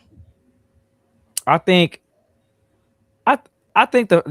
it's the New Day's heel turn, bro. I think like yeah, we all talk about like John Cena heel turn being terrible. I mean like we can have a whole hour-long argument with that, but it's the fact that the New Day wasn't doing like literally anything for a hot minute, and this was the one thing that they was doing to try to revitalize the New Day in like their tag team, in like the tag team division, like maybe revitalize the Raw tag division because that division was terrible, and like it was building up them breaking up. They were like every single week it was Xavier was getting frustrated with Kofi Kingston, and then Kofi Kingston like, yo, like what's up with you? You know what I'm saying? We're supposed to be a team together. We're supposed to be brothers and stuff like that, and like.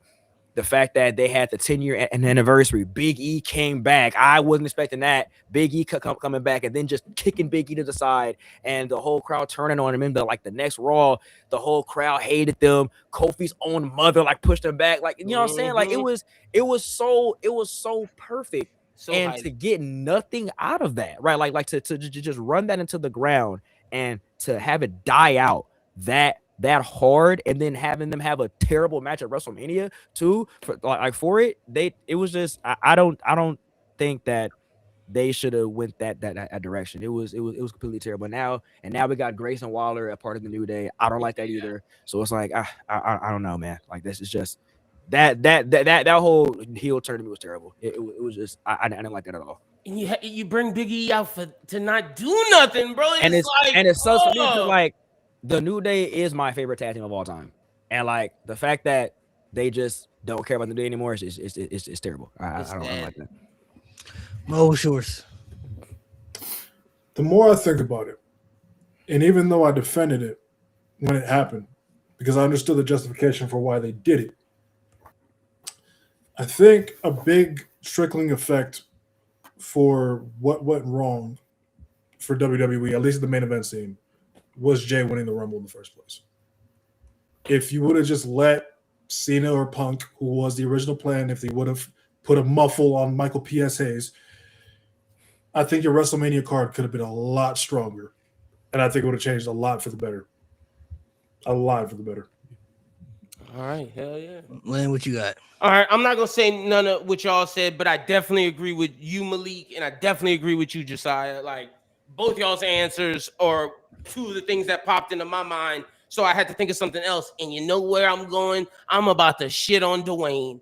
Dwayne, baby! The Rock, how you gonna insert yourself into Cena's retirement tour and heel turn and say, I'm gonna sell your soul to me and bring Travis Scott? Y'all do this whole Elimination Chamber shit for y'all not to show up at Mania, to have Cody lose the title because of some Travis Scott bullshit? Where were you at, Dwayne? And now people in comments are saying, oh, Dwayne should have been the person to fight Cena. I saw that in your comments, Malik, on one of your videos when I went to comment.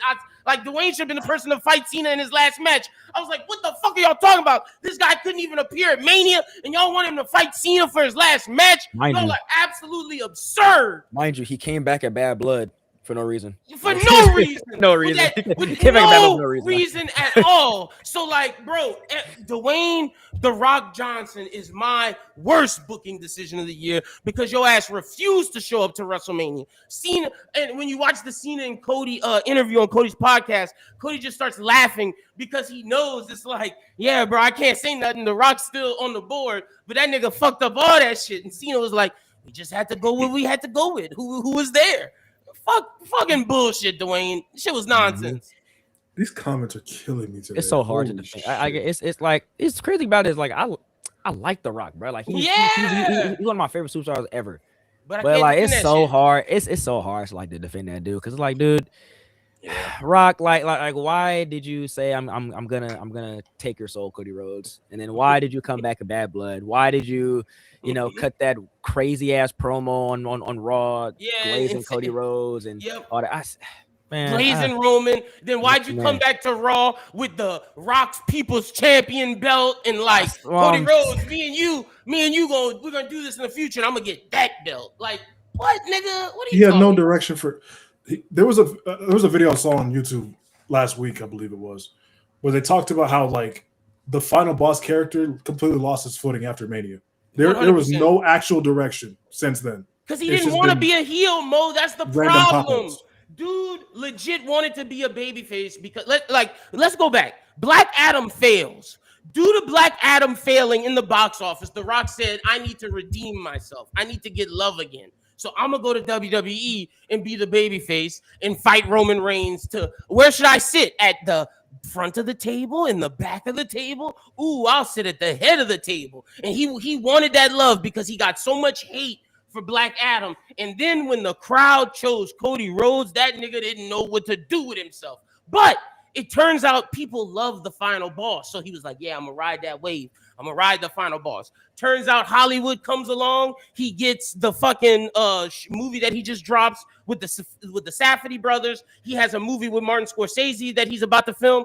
This nigga don't give a fuck about WWE no more. He only came back because Black Adam failed. Let's be honest, bro. That's the only reason he came back. It would have been great. It would have been great. I don't know if that's the only reason he came back, though. Well, most of it. It would have been great if he he's on the board. It would have been great if also on the board. That too.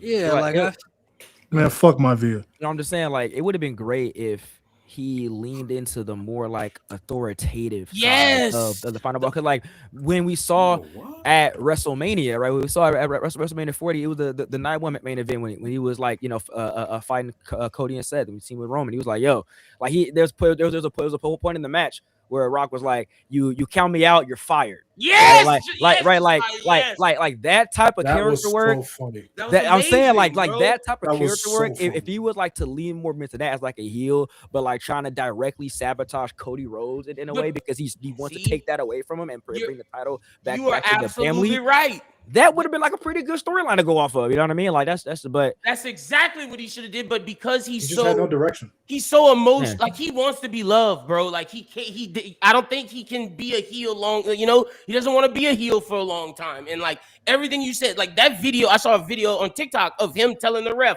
"You count like you just said, you're fired." Like he should have leaned into that so much and like been like, "No, Triple H, you work for me. I run all this shit. I'm the final boss." But he didn't want to do that, bro. He didn't want to utilize that part of him. He wanted to be loved. That would have been so great. Like be the people's champ. That'd have been so great if Triple H is the head creative, but then like Brock be like, no, bro, like I'll run TKO. I'm over you. Like that whole thing about like no, like this decision isn't going off the way you think it's gonna be. Ari Emanuel calls me, nigga. He don't call you. He calls me. Kind of like what was it? The WrestleMania 41 press conference where he slapped Cody and then they were in the back and he was like something like that. Yeah. Yeah. He's like, man, you talk about my family, man. You better go handle it. I'm like, Triple H, you better handle that. Yes, bro. That was when he was at his best. Now That's when I started turning on Rock, but he flipped it. I think I already answered, but just for the program's sake, the WrestleMania main event ending. Just as a whole, Rock or not, like this, as I said before, this is the main event of the biggest show of the year. This is the one match at WrestleMania you cannot afford to buck up. You know why? Because history. And look back on these things. We have these podcasts. We have these conversations. And you don't want to be on the bad side of those conversations. So I'll leave it at that. 100%. 100%. I think. All right, so these are all just assumptions that we're making. We really don't know what happened with the whole Rock Travis Scott fallout. Like, we don't really know what happened there. We know there was supposed to be some type of match with Travis Scott. We know that for sure. Then that fell out. We don't know what the Rock's involvement was going to be. We don't know if that was even supposed to be a thing after WrestleMania. That could have just been set up for him to show up at Elimination Chamber so that they could have a moment. Because that's what Cena said in the podcast. He said they wanted to create a moment. They did, yeah. For Elimination Chamber that would get the buzz. They wanted The Rock to be a part of it because he obviously brings attraction to it. But the way they set up the story in our mind made it seem like this was pushing something for the future or pushing some type of narrative, at least to WrestleMania and maybe past. That might have never been the plan, though, for all we know. It could have just been for the Chamber, and we just assumed that that was going to lead to Mania. But Rock could have... He could have never been a part of it. For all we knew, he could have been like, bro, I wasn't supposed to be a part of it anyway. Like, I wasn't never supposed to be at WrestleMania. The only reason why I think he was supposed to be a part of it is just based on that conversation he just had with Cody. And Cena was just like, after Elimination Chamber, we were supposed to have these pieces, and we just didn't have them. And we didn't have them, so we had to move forward and do what we could with the pieces we had. And Cody's laugh in his face just made it seem like they don't want to shit on Rock, but you're right. We don't know. We are assuming. We're trying to read between the tea leaves. So, and that is a fair point. We may not know what's going on behind the scenes, but we know what the hell we saw in front of our eyes. Facts. Like, right. I mean, what we saw is based off the presentation of the shit that we saw, we assumed that Rock was going to be a part of future plans or a part of the story of some sort for the heel turn and all that stuff. But we're just assuming we don't really know exactly what the plans were, what we're talked about, and we may never know. Honestly, they may never come out and say it. And even if they do talk about it, it's a situation of who believes who at this point. Now, if somebody comes out and says that, Rock could come out and say his story. Well, people could be like, "Oh, he's lying." That's definitely gonna be the first thing. And then if Cena comes out and says the same thing, they're gonna be like, "Oh, he's just a company he's guy. colluding." He try to protect, the industry. So we don't really know. The thing is, the conversations that are had. I feel like if The Rock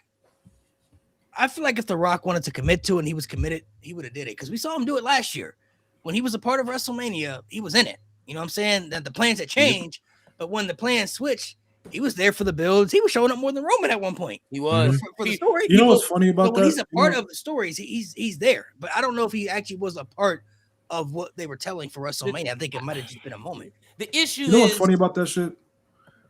I think it was like between 40 and 41, someone left a comment in The Rock's Instagram post. And it was like a rumor that he wasn't going to be at 41. Yep. And he told that person that it was bullshit. Yep. So where the fuck were you, nigga? Exactly. That you add that, and I think bald-headed bitch. Where the fuck were you, nigga? On top of what you just said, Mo, because that is facts. He made it a point to be like, Dave Meltzer is wrong. I'm gonna be there. Okay, cool. If you know you're not gonna be part of the build as much, you backstage. Why say, Cena, I want your soul? You don't have to say that. You could have had a moment, had Cena turn here. You didn't have to say, Cena, sell your soul to me so we can continue this. Also, I do think, Malik, the issue, and I'm gonna let you go, Alan, after this, because it all ties in. Because of my movie podcast, I follow the news very closely. During that time leading up to 40, and the reason why he was so invested, he didn't have anything to film at that time. Like, the movies wasn't hitting because Black Adam wasn't doing what it was supposed to. He gets Smashing Machine, and things are starting to turn. And then this year, he had to film not only Smashing Machine, but the Moana live action. In the Moana live action, I think on top of him getting the Scorsese movie is why he wasn't here as much, because he had to film shit. Right, you're right. I mean, if he's obviously gonna be a part of wrestling, he's gonna have to put the film stuff to the side. Yeah, he's not gonna be able to switch both. And we already knew Rock came out and said that he was in Hawaii. He was at home watching the show. But like I said, for all we know, there might not have been any plans for him to be a part of it at WrestleMania. Like they literally could have just called him and said, "Hey, we want you for the Chamber to help create this moment." Now he didn't need to be a part of it. Yeah, exactly. But they wanted the clicks and views, and they knew that would get the clicks and views. So the assumption is that what we saw is that we all assumed that The Rock was going to be a part of stuff moving forward. This is what we saw. So we're thinking that's what we're thinking. But in hindsight, I'm just saying that might have never been the case, though. That's all I'm saying. That might have never been the case. You right, and that's why he shouldn't have said "sell your soul." We could have had that one line is what changes everything, in my opinion. If they were gonna have, because I remember the reason they said Ari Emanuel called him. He said that like I think ticket sales were low or something. Yep, that's exactly what it was. If you wanted to use Rock as the draw that he is, I'm not about to pretend like he's not a draw even in 2025. Just have him host the damn show. Just have him host Chamber. Yeah, but they wanted the moment. That's what I'm saying. They wanted the. But you could have still had the moment as the host. Like the Rock was the host of WrestleMania 27, and like he had a crazy moment in the main event against Cena. So but even then, Josiah, let's say that's one of the worst WrestleManias of all time. But I just to the point. And one of the worst booking decisions. You don't even have to make him the host. You could have him involved. Just don't have him say the soul thing. The soul thing is what makes storylines. Yeah, that's what makes us think you're gonna be a part of it. Like, well, to go to it though, he wanted Cody's soul. Yeah, Cody obviously wouldn't do it. Mm-hmm. Maybe the plan was that maybe Rock always knew, like, I knew you wasn't gonna sell your soul. We just trapped you. You feel me? We just set it up so we could do this. But then when Cena turned, we all saw Cena sold out to the Rock. You know, that's what we kind of thought in that moment too. So I understand your interpretation of when he says sell your soul. You're involved. Okay. Somebody got sell out here. I gotta go pretty soon, but I'm gonna say this. I'm gonna lay it all out there. This whole thing was bullshit. It shouldn't have happened the way it happened. We as wrestling fans are owed an apology. If you don't agree with this, don't boo me. You should be booing yourselves. That's straight up. Yeah, I feel like I need to hop off whenever you. That meme is like. Just fuck me for it.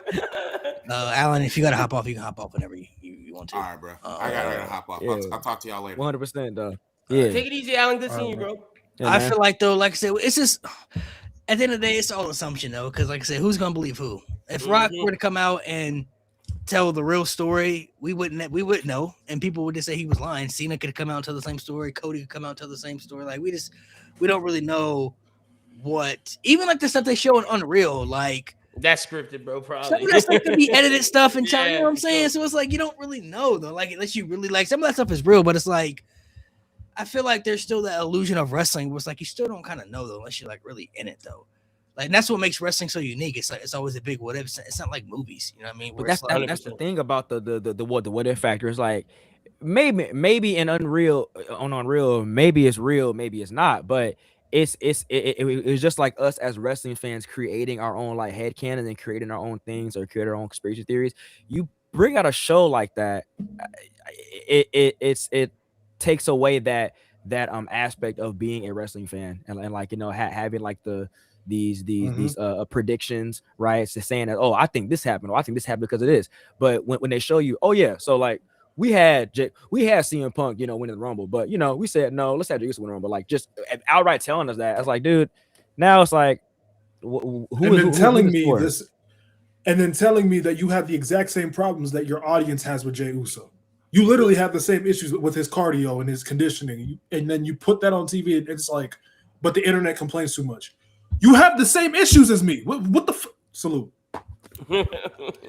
Yeah, it just goes to one of those like what's real and what's not real type of scenarios because we don't. I mean, we don't know. As fans, you don't really know when it comes to wrestling, so it's not like a movie. If like somebody was supposed to play a part and then they didn't play that part and got moved out, or somebody comes out and tells that story, he's like, all right, yeah, I mean that's believable. I mean, no reason to lie, but wrestling is all about keeping kayfabe. Sometimes, you know, gotta keep it in the illusion. So we don't really, like I said, we may never know what happened. We just have to go based off what we saw. I agree with The Rock showing up and everything. They didn't really need to include him. It was all just clickbait and for views and stuff, which was a cool moment. But it's like you still could have executed that heel turn if hypothetically you wanted to do it without The Rock involved. And if you knew he already wasn't going to be involved afterwards, then why even do it? You know what I mean? Because now he's got to take blame for that, and it might not even be his fault. You know what I'm saying? Like it might not even be his fault. And that's a good point. Because if you already knew going into it, like, yeah, we already know Rock's not going to be at WrestleMania. We already know he's not going to be a part of it. but we're still gonna make him a part of it. Now he's gonna face the backlash for it because you just assuming we're all assuming that he's gonna be a part of it. You know what I'm Yeah, I saying? didn't think about it from that perspective of if Triple H knew before the moment that Rock wasn't going to be involved, but you still did it. Well, then, yeah, at that point, I'm with Josiah and it's fuck Triple H, like 100%. Yeah, It depends on it. 100% depends on what each person knew exactly. Oh, also Malik, I don't know if you saw, we got a super chat. Yeah, we got a couple of those. I got them saved. We'll get to the super chats at the end of the show. So for people who send us super chats, I do got them saved on the side right here, and I will get to those before the show ends. So do not worry, because we're kind of just going along with different conversations right now. So I don't want to interrupt the conversations, but I do got your super chat saved, so we will get to those before the show ends. But yeah, it's just a matter of speculation and shit. We don't really freaking know how things went down because we weren't there in the conversations. Right. You know what I'm saying? And it's like I feel it's just hard for me to really sit back and believe that like Rock just said fuck us. no, it's just hard for me to really believe that Cena well, is really just sitting back during his own retirement tour and just like there's no way he can think that all this shit is good. You know what I mean? Yeah. Like I don't. in his heart, he knows what he likes and what he doesn't like. And I'm not saying that he has to go against the grain, but it's like if he really is just sitting back and there's like, yeah, we're bringing in Travis Scott for this and he gonna do all this, and he's like, all right, cool, whatever. Like because that goes into my point I said earlier about like how John Cena, that's his one like tragic flaw as a WWE superstar is that like he thinks that he's giving back to us as the fans, but like us as the fans, we don't like most of the stuff that we're saying. Like we don't like the fact that you're doing program with Brock Lesnar. We don't like the fact that Travis Scott got involved in this. We don't like most of the stuff that you're signing off on that like you think that you think is gonna leave like a lasting legacy. It's like it's just not cool. I just don't. That it goes back to that. You know what I'm saying? To tie into what you said last week, Malik, I think this is also John Cena's issue. Ever since the Nexus, I don't think John Cena wants to insert himself into creative because the one time I was just about to ask that question. Yeah, he buried the just about to ask Nexus, the question. and like I think that really fucked him up, bro. I think that like truly. well, I mean, in hindsight though, it's like and I don't think he want to put in decisions anymore because of that. I mean, I don't know. There's no way he's not putting in input and decisions though on certain things. You know what I mean? Like every top star does that. Every top star has pull. It's like sometimes you mess things up, sometimes you get things wrong, or sometimes you have issues with certain superstars. That's normal. But it's like this is your retirement tour. The whole year is about you. You should have more like, say. This is your last year, from what you're saying. It's the last year you're ever going to see John Cena as the John Cena character, right? So the whole year essentially is about you. Even if you don't want it to be that way, that's how it's set up. It's a whole retirement tour. So it's going to be set up. I would have went full Hogan. Yeah, he should have went full Hogan. He should have. I would have went full Hogan. I feel like there's certain things like, yes, you let Triple H and them decide who goes over, who wins, and stuff like that. But it's like you're not pitching ideas of who you want to wrestle though. Like you're not looking at the roster and saying, "Man, hey, I need to wrestle that guy before I retire." Hey, put me in a program. Because the only person he chose, it seems, was AJ Styles. Damn near. I'm saying I heard they said it was planned. Yeah. I heard when he was on Chris Van Vliet's podcast and he was saying like the only idea that I pitched out was how I wanted Saturday Night's main event to go, and it was to showcase the stars of the future, and for me to be, you know, for me to do some good and like to sprinkle some memories up in there. He said I don't want to go out with fans remembering on what I did. I want them to go. I want them to showcase what I'm leaving for the business. That he said that's the only thing that he had pitched creative wise for his retirement tour. So that alone should tell. I'm like, bro, like I said, like I said earlier, you're John Cena. I know you have the pull to do these different. Like I know you have the pull to like to say like Malik said, hey, I want to wrestle that guy for retire, or I want this for retire, or like I want to make sure that this is crazy. I want to make sure that we sell out this arena. I want to do this and that. Like, come on, dude. Like, yeah, he should have had more of a hand in it, bro. He should have like 100%. But we don't, again, to Malik's point of us not knowing, he might have pitched this whole bitch. Like this might have been his whole idea of the whole thing. And then at that point, it's like, damn, Cena, your creativity is a little whack. And if it is like, and if it is, I don't want.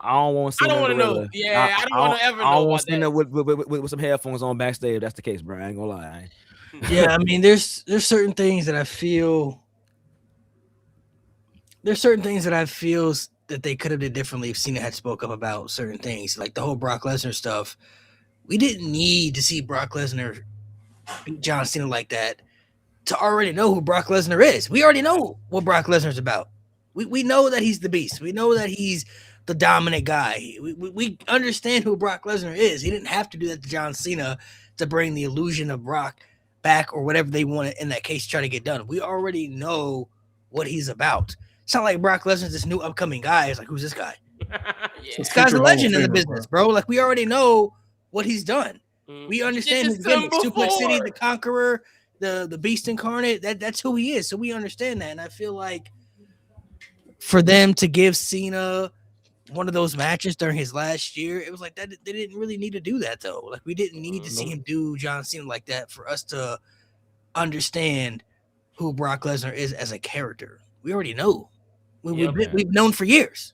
And He already did that shit to Make-A-Wish kids for shit like that, bro. I'm sick of it, bro. Yo. I'm sick of it. Well, Bruh, it's done, Josiah. You don't have to worry about that no more. If I was in charge of Make-A-Wish, I'd have been fired this nigga, bro. Like, dude, like, what do you think that does for our brand, bro? Like, this is the second time that we had you do this, bro. First at WrestleMania, you just lose in front of kids. Now you just get to short in front of kids, but like, what that say to us? Does Cody pick up the torch and bring the Make-A-Wish kids out to Luke? At that point, it's like, you know what, we're going into a comfortable, closing. You know what I'm saying? Like, it's all good. You think Cody will be the next guy to do it? We lose. I was making that joke. Yeah. With the Make-A-Wish kids. I mean, it's possible, bro. It is possible. Brings them all out to do the wall just to take an L. Ooh. Yeah, they all go out. I'm saying, you can see them all in the line. They get ready. They all do the whoa, and Cody has take that L. And then like bro taps out. Like, you know what I'm saying? Like what does that? What does that prove? You know, like. Someone in the comments said one of the things they hated this year was how much Rikishi bitched about Jey Uso just for Jey Uso to be one of the worst parts of the year. Yo, Rikishi did bitch a lot. Nah, he definitely was saying something. Way too damn much. Bro, Rikishi had... That's the crazy thing is Rikishi has 3 sons in WWE. He didn't give a fuck about Jimmy or Solo. It was just Jay. That's the only nigga he was complaining about. I'm saying, bro. And then the nigga had a nerve to say they pushing Jacob Fatu too fast. Push my other kids. What? My other kid. Yeah, my other kid. Yeah, because he don't give a fuck about Jimmy. You could tell who his favorite is. You could tell who the favorite is. Yeah, it's Jay, 100%. 100%. It might be Jay, probably. I mean, well, Jay's the most over guy. I don't know. He's the most popular guy. So, but he was never even satisfied with the push that he got. Which I mean, there were some not at all. But and the crazy thing is, how you gonna say don't push Jacob Fatu? That's your cousin. Like what? That made no sense to me, bro. When he was like, "Slow down, Jacob's getting too much love." Too much love. That's crazy. Like what? That's crazy. I saw that interview and I was like, "Oh no, Rikishi, you clown." I do feel like though. I do feel like for me, 2025 has been Triple H's worst year on the main roster so far as head of creative. I'm not gonna dispute that. Sure. Nobody should dispute that. But I feel like a lot of people are reaching though when they saying 2019 was better, bro. No. I really feel like some of y'all got to go back and do your revisionist history. I think some of y'all really have to go back and watch or go back and look at the stuff that happened in 2019. 2025 wasn't the best year. Vince was wild. But 2019 was like, that's like tier bottom, like top 3 worst years the company's ever had, bro. All you got to do is send that picture. Like they were blatantly doing things that made you question, like, it kind of felt they were purposely doing things on purpose to make it worse. Bearcat That's how I felt. Like, if you look at 2019, the trajectory. Yeah, I'm 100%. I'm pretty sure. That was like 2021. Oh, yeah. That's 21. Okay, bad. But still, 19, you had. So, if you look at the trajectory of superstars, Bobby Roode became an afterthought. Chad Gable was Shorty G. You had Shinsuke Nakamura fall down. They refused to submit Samoa Joe as one of their top main eventers by not putting the title on him, even though he fought for the title 4 times that year and didn't win it. Or the year previous, and they still didn't want to put the championship on him for some reason. Seth versus Baron afterthought when he could have been cemented as one of the top guys. Rusev Day was one of the most over gimmicks. They chose not to utilize that for some reason. The tag team division was bad, bro. Revival was one of the best tag teams they had in the division, and the biggest thing they did that year is when these niggas were in the bathroom shaving each other's backs with cream, bro. Yes. That's the most diddiest thing that I've ever seen WWE do in quite some time, where you have one of the best teams ever shaving each other's backs, literally in towels in the bathroom, bro, for no apparent reason whatsoever. That's why they left so fast. Becky Lynch and Seth Rollins became top champions at Mhm. WrestleMania, and the first feud they go into is with Baron Baron Corbin Corbin. and Lacey Evans, bro. Yep. Becky Lynch was fighting Lacey Evans in world Fair. title matches. Don't defend that, No, Josiah. no, no, no, no, no, no, no, no, Pay-per-view. no. I'm hearing him out. I'm gonna hear No, him no, no. out. I'm I'm gonna hear him talking out. the Becky Lynch thing. To be fair, who did they build on Monday Night Raw for Becky Lynch to face? No. That is a part of the problem, but good point. You know, Yeah, that's so what I mean, There's nobody. Lacey you know. Evans wasn't good. she was shit. But I'm just saying, like, you know, who was the better alternative? Like she wasn't good. Good You know what I mean? point. Like I'll give you that.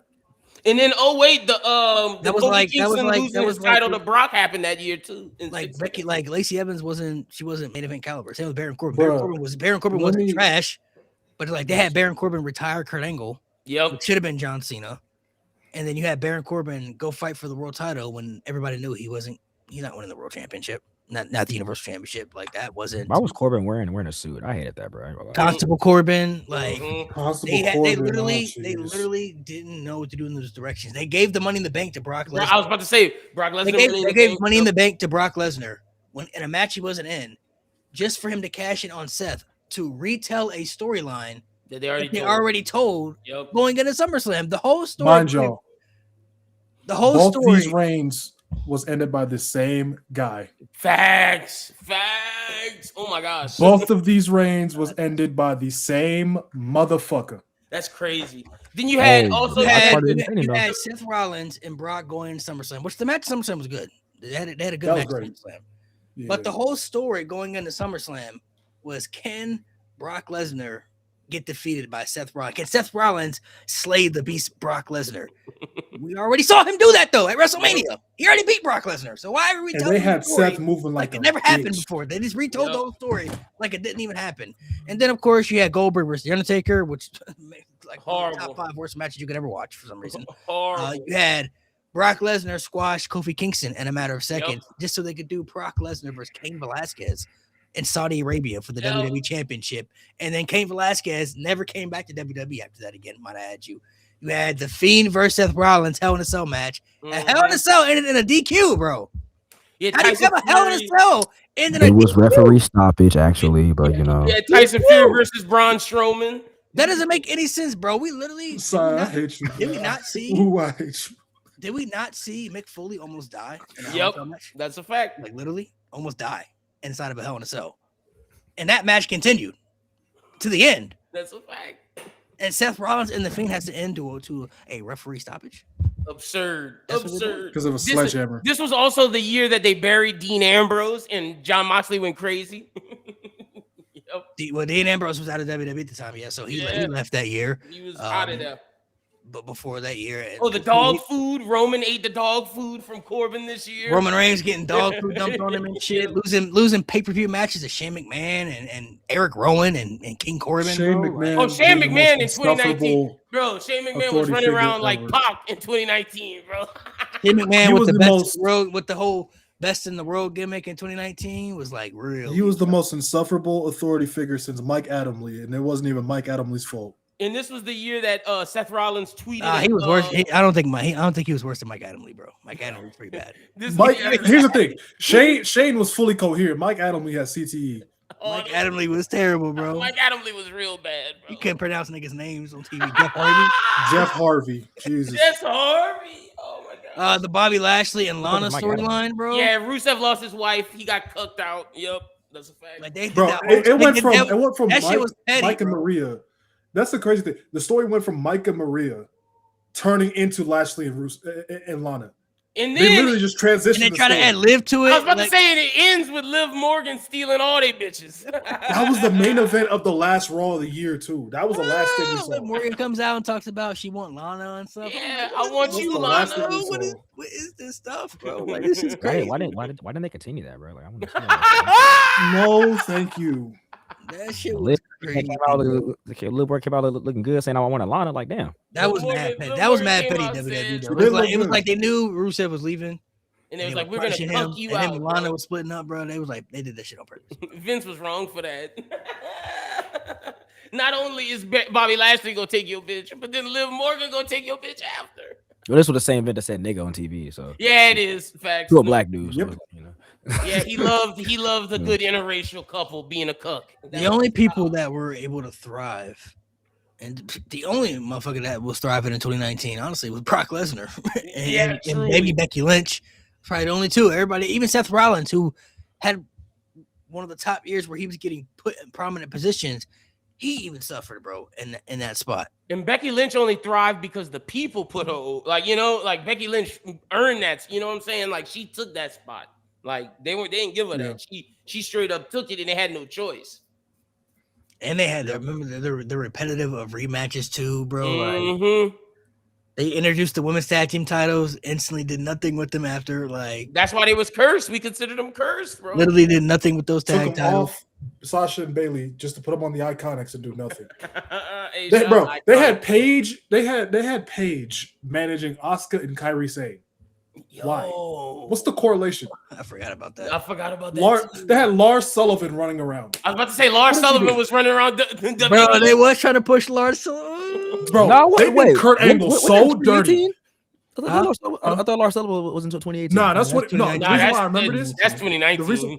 The reason why I remember He it. squashed Luke the house party on They Saudi Arabia. did Kurt Angle so dirty. Gave him the worst retirement tour possible. Mhm. Had him lose to Corbin at Mania. Then come out at the Raw after Mania And lose the Lars just to get his ass whooped. Just to get his ass whooped by Lars Sullivan. That shit was nasty. Disgusting, bro. Drew did make the nigga tap out, bro. That's so tough. That's To so the tough. ankle lock, bro. I'll never forget for what they did to Kurt. I'll never They forget. made that nigga tap out. Hey, that's so tough. Alex Cortez is right. The only thing that kept me watching WWE in 2019 was Adam Cole and NXT, baby.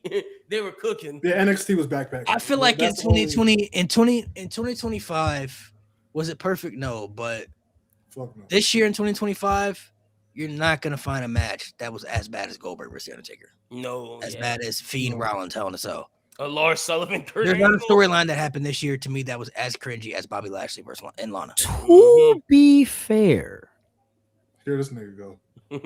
what did you expect Here's- out of Undertaker and Goldberg? Not I to mean, nothing. not to be that disastrous. It Not shouldn't for them even to been damn there, near bro. die. Not for them to Yeah. almost die. Because Goldberg's already shit in the ring anyway, right? You know what I'm saying? Yeah. And Taker, he's like a 70-year-old handicapped man. So like, you know what I mean? So it's like And why book it? also, Yeah, Why then don't book book it that together? shit. Then why Yeah. book it? Then why? Yeah. book it? Also, 2019 good had a retirement tour, and that Good. retirement tour was way worse than Cena. You are, especially after you saw DX versus Brothers of Destruction. Why even book it? Yeah, shouldn't have. Why even put it together? Mind you, Undertaker Goldberg can't- hadn't he Goldberg can't hadn't had a carry match at nobody that at that point. point. Goldberg hadn't had a match at that point since Brock Lesnar at WrestleMania, so he hadn't wrestled in 2 years. Bro, we forgot the wild card rule.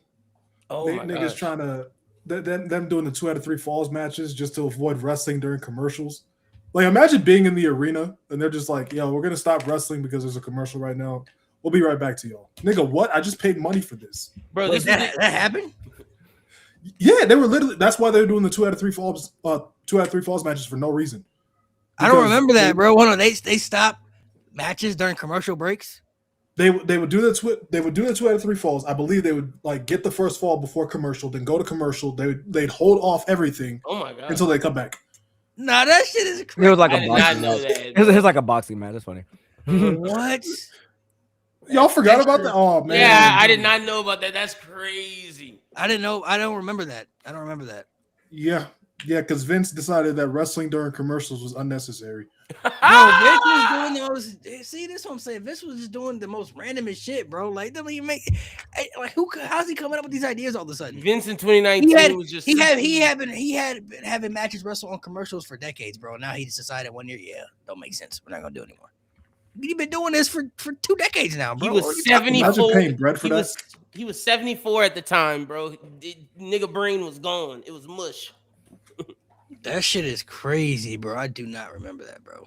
I do not remember. Oh, they introduced the 24/7 title that year as well. Oh yeah. Well, that was okay on social media. but It was cool. LCB It was hard. cool for a little. Reggie was also the greatest belt holder of that. It was cool for a little Hey, month or John two. Reggie. He was also the greatest one to hold that. Excuse belt. me. It was cool for a little month or two. And then you And know then what they it did ran afterwards? Then it got absurd. You know what they did afterwards? Peter They had Rosenberg. They won, have bro. Jeff Hardy chasing that title, bro. Jeff Hardy chasing that title at one point. Nigga, they had Bobby Roode chasing that title. Bobby Roode. was Hey, chasing the 24/7 title, bro. disrespect that Bobby Roode suffered at the hands of Vince McMahon and the main roster was so fucked up, bro. Bobby Roode was a star in the making.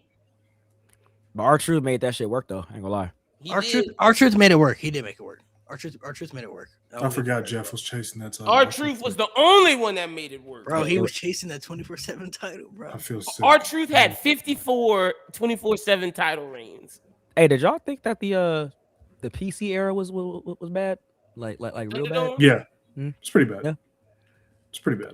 I hardly remember anything that was of relevance No, in that I era. would say none of them was. It wasn't too bad for me I because just remember they Bloodline. tried to make some things creative. They did. for Well, that. Thunderdome was better, but when it was None of just them straight better, PC, but like the PC, but like no nobody in. Oh yeah, that was bad. That was bad. that was That was oof. I That blocked was- that out my mind. like that whatchamacallit, that match that Braun Strowman had with Bray Wyatt, that swamp shit match or Swamp match? whatever. Oh my Yeah. gosh. Yo. That was okay, but it wasn't as great as like the Boneyard match and the Firefly Funhouse and stuff like that. Like those were a lot better. I hated that shit. What, Swamp the Firefly match Funhouse was- match? No, I love that. I hated the swamp Oh, fight. oh yeah. Hated the swamp fight. I didn't hate it, but it was kind of Jesus like Christ. I wasn't feeling it either. Though. I'm like, I mean, I guess it's there. It happened. Did we even get a real winner? Yeah, it was Braun Strowman. Yeah, wasn't bro. The Yeah. Fiend, you know? it? Oh yeah, Strowman because won? because the No, Fiend it was was the Fiend. underneath the water. I remember that. Yeah, he took Braun Strowman underneath the water. Yeah, and yeah, popped back and then I remember Alexa Bliss was involved in that shit too. Y'all got me looking up the 24/7 title reigns. For a month, it was just R-Truth, Elias, and Jinder Mahal tossing it back to each other, bro. That's disgusting. Nah, it was at one point. I think what's that dude? Drake Maverick, I think his name was, bro. Yeah. I see it, yeah, him and R-Truth, He had yep. held the belt. I remember when he was at the he was at his wedding, and R-Truth got him, bro, for the belt. You think it was walking down the Nigga aisle. kept talking Hey, about and let trying me- to consummate the marriage. Like, And let nigga, me ain't add, gonna just- let me down the add to that, aisle. Josiah. Right after Drake Maverick beats R-Truth again, he loses to Pat Patterson. Huh? God. He lost That to nigga- Pat Patterson? That nigga lost to Pat Patterson right after he got it back from R-Truth. Oh wait, he passed Bruh. away the year after. Oh my I God. remember- Yo, Your chat just brought up something crazy, bro. Nigga, the Miz getting attacked by zombies in the what Oh was my that at the that was 2021. Yeah. yeah. Oh my Backlash. Wait, yeah. remember the eye for an eye match Vince was at the completely Horror Show gone. Extreme Rules? He was completely gone. It was over with. And niggas want Vince back. I'm Yeah. so sure. Keep that, The dog. eye for an eye match, bro. I'm so sure. Bro, it was a fucking ping pong ball. Hashtag keep Vince at home, nigga. You can hear that shit go. Oh my god, I totally forgot nigga- about this the Eye Horror Show for Extreme an Rules eye, match. bro. Bro, this Oh, nigga God. Seth started throwing up, bro. I'm like, The there's no. Horror You Show did at this. Extreme Why Rules. are you throwing up? That's like murder somebody and throwing up, bro. Like what? Like Oh my Well, you God. did it. you did this. Like what are you talking about? Like Eye for an eye match was nasty work. Miz and Shane were the tag team champions for 19 too. Yeah, I Oh, remember gross. that. They were See, the tag that team. part I Oh, yeah, did. Shane was hate. running around I like didn't Pac, hate. man. It just kept going on, and then Shane kept They getting turned worse Miz. and They worse. turned Miz into a face, and I wasn't feeling that, bro. And then Bro, when Miz lost twice, he lost back to back. Miz is someone that just doesn't work as a babyface, bro. And then Mrs. Pops got in the ring. Yeah. That was a great meme. With For a the minute. fist. That was a Bro great was meme like- for a little minute. With the fist, bro. That shit was Yeah. terrible. I'm about to find a picture of that. That shit was terrible. Yo, the big Yeah, I remember that Pops match funny. between Rey Mysterio and Samoa Joe at WrestleMania. Yeah, it was like 1 minute. 30 seconds. Yeah, 1 that was minute. Yeah, she disgusting. was like 30 And then they did it again at Money in the Bank. Another 1 minute match. Mrs. Dad, bro. Yeah, bro. That's That nigga he did not want no smoke, bro. Oh, bro, he looks so scared, bro. Wait, I'm gonna try to find Oh one so I my can see his face. god. Look, wait, I'm gonna find Freaking WrestleMania 35, man. That's Charlotte Flair and then Lacey Evans, bro. If they would have just cut the fat off that show, It was bad, bro. It was bad. if They were if getting there was a lot of any bad if there was any WrestleMania that should have been 2 nights with that one. It was Yeah, that. if If it that was had 2 been a nights, I think two-night people show, would it'd have been a remember lot better. It'd have been a lot better. Yeah, It was just so people would long, remember. bro. It was just so long. By the Kobe time that, Mania would have made it been a night one, by the way. So you know, for yeah, sure. by the time that show ended, it was like, bro, it was like 2 a.m. Bro, he was so scared. Look at his face. He's like, I don't want to be here. He's never done this before. He's like, I've never done this. At least John Cena daddy had a little, a little swag with him. Mrs. Dad. Oh, Cena's dad nah. even punted Randy. that was so hilarious, bro. That was so hilarious. That was so hilarious. I'm so happy you reminded me. Just the Oh, hands man. like this, bro. Oh man, that was the funniest thing ever, bro. It was the funniest thing ever. It was the funniest thing ever. Yeah, that match was cool. It was just, Shane shouldn't have won. Hilarious. I Shane mean, was he running could at around least like won Pop. one match, but he won both of them. Like I said, he won both. He of them. won both. Like, That's how I knew it was gonna be a problem with Shane, bro. Hey, look. Shane's last name will always be McMahon. So you know. That's a fact. Hey, y'all know how do y'all remember That's why he the tore them justification? quads. Y'all remember the justification for why the wild card rule started? It what was. I remember this shit vividly, bro. It was like the Saturday before that Raw. Roman just tweets out of nowhere. He's like, "Oh, I'm pulling up to Raw to handle some business," and he had been moved to SmackDown at the time. He was like, "I'm pulling up to Raw to handle some business." I'm like, "Okay, so unless it's the Universal Championship, what other business do you have?" Nigga pulls up. His reasoning for pulling up was, these people want me here, so I'm gonna just be here. Nigga, what? No, they don't. First of all, second of all, that's crazy. no. What business is that? What? And all of a sudden, Brian pops up, and then Kofi pops up, and then Vince is just like, "All right, fuck it, we gonna have a wild card rule." Nigga, what? The brand split didn't mean shit in 2019.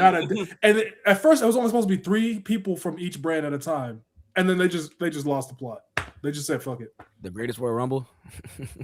Oh my god. Fucking 2018. 2018 Greatest Royal Rumble. Yeah. Hey, by the way, Braun Strowman's championship reign just passed Bruno Sammartino. Yo, I saw that. I saw the Braun Strowman's better than Bruno Sammartino. That's so disgusting. Yep, he had like 2,800 and like I think 7. He's Was passed more than Bruno's, that now. he's passed Bruno's reign, bro. Yep. The Dirty Dogs. Holy fuck, man. Dolph Ziggler Holy and Bobby fuck, Roode. man. Yeah, good old Dirty The Dogs, Dirty man. Dogs, man. Even though, yeah, that shit was. Wait, bad. wasn't Aiden English's tag team around at this time? The Vaudevillains? No. Yeah, the Vaudevillains. Oh my god, bruh. Freaking Rowan with the cage, bruh. The covered cage. I just The spider. It was a spider, wasn't it? Oh my Yeah, it was a big ass god. spider. Shit. They had no plans for that shit, bro. Oh shit, bro. This I forgot that was 2019. Oh no, he was Oh my Rusev's God. in 2019. Oh, he was just he had stopped wrestling, so the Vaudevillains and all that shit with Rusev was done. He was just commentating. My bad. Jesus Yeah, man. Christ. Yeah, it doesn't get worse than 2019. Holy shit. I think 2025 is more disappointing. But Yeah, 2019 it's sad. in high school. Because there's so much hype. Like 2025, we know that like there's talent. Like we know what you just did from 2023, 2024. Like how could you let us down like that? That's what 2025 is disappointment. Yeah, I will agree with that 1,000%. That this year definitely felt more lackluster and disappointing. Where it's like, Mhm. damn, you were expecting more. So I'm hoping 2026 we can expect more. I'm hoping we can get a lot more better things for 2026 because 2025 did not live up to the expectations that majority of us as wrestling fans, as WWE fans, wanted it to happen. So hopefully 2026 will turn out to be a lot better. And I got hope, man. The fact Melo going into 2026 is a U.S. champion. Let's fucking go, bro. Like that shit is hype. Finally. We need to watch. Hey, real shit. All of us, we gotta be, and everybody in the comments, y'all gotta watch the episode on Friday. We gotta make sure that Melo winning the championship is like the most hype shit on the internet. Oh, wasn't 2019 also the year that they try to transform Mojo Rawley with that little face paint thing? and shit like that? That was 2019, wasn't it? Hold on. Yep. Mojo Yep. Rawley was so Yep. generationally ass. Mojo Rawley. You remember Team Flavors, Team Hogan? Shout out to Ross on about this ass. one. Calling Ricochet Captain North America with the outfit he had on. Captain North America. Jeff Hardy beat Karrion Kross on the debut on Raw. I remember that. Justified. When he brought back No More Words.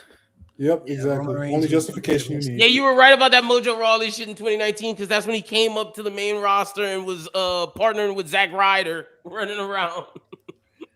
That nigga was Hey, dope. when was Happy Corbin? 2020, 2021? 21, 22. Mm-hmm. 2021. Then they ended in a feud with Madcap Moss. Oh Yeah, my absolutely. god. Not even that, bro. He had a WrestleMania match against Drew McIntyre, bro. Out of all people, like, The first time the End of Days got kicked out of, too. Oh my Drew god. Ever? McIntyre and Baron Yeah. Corbin. Yeah. That move was That's a protected, crazy bro. protect. That's a Well, crazy yeah, protected move. Undertaker. Well, he said in an interview, he was like, Undertaker told him, "Hey, you're one of the bigger guys here. Pick one move, and you need to protect it." And that's the one he chose. At the end of the days. No, that's good. That's good. All right, fellas, we'll go ahead and sign off here. We've been on here for over a little 2 hours, so make sure you guys hit the subscribe button. We'll be back next week with the final episode of the No Name Pod, giving our predictions for 2026. Make sure you stay tuned for that. We should have the full squad here next week, so make sure you guys pull up, hit the subscribe button. Josiah, thank you for taking the time to come out here today. Shout out to Alan for coming on for a little bit, Yes, taking the time sir. out of his day. No Make sure you problem. hit that subscribe button, man. Subscribe. We're gonna be back.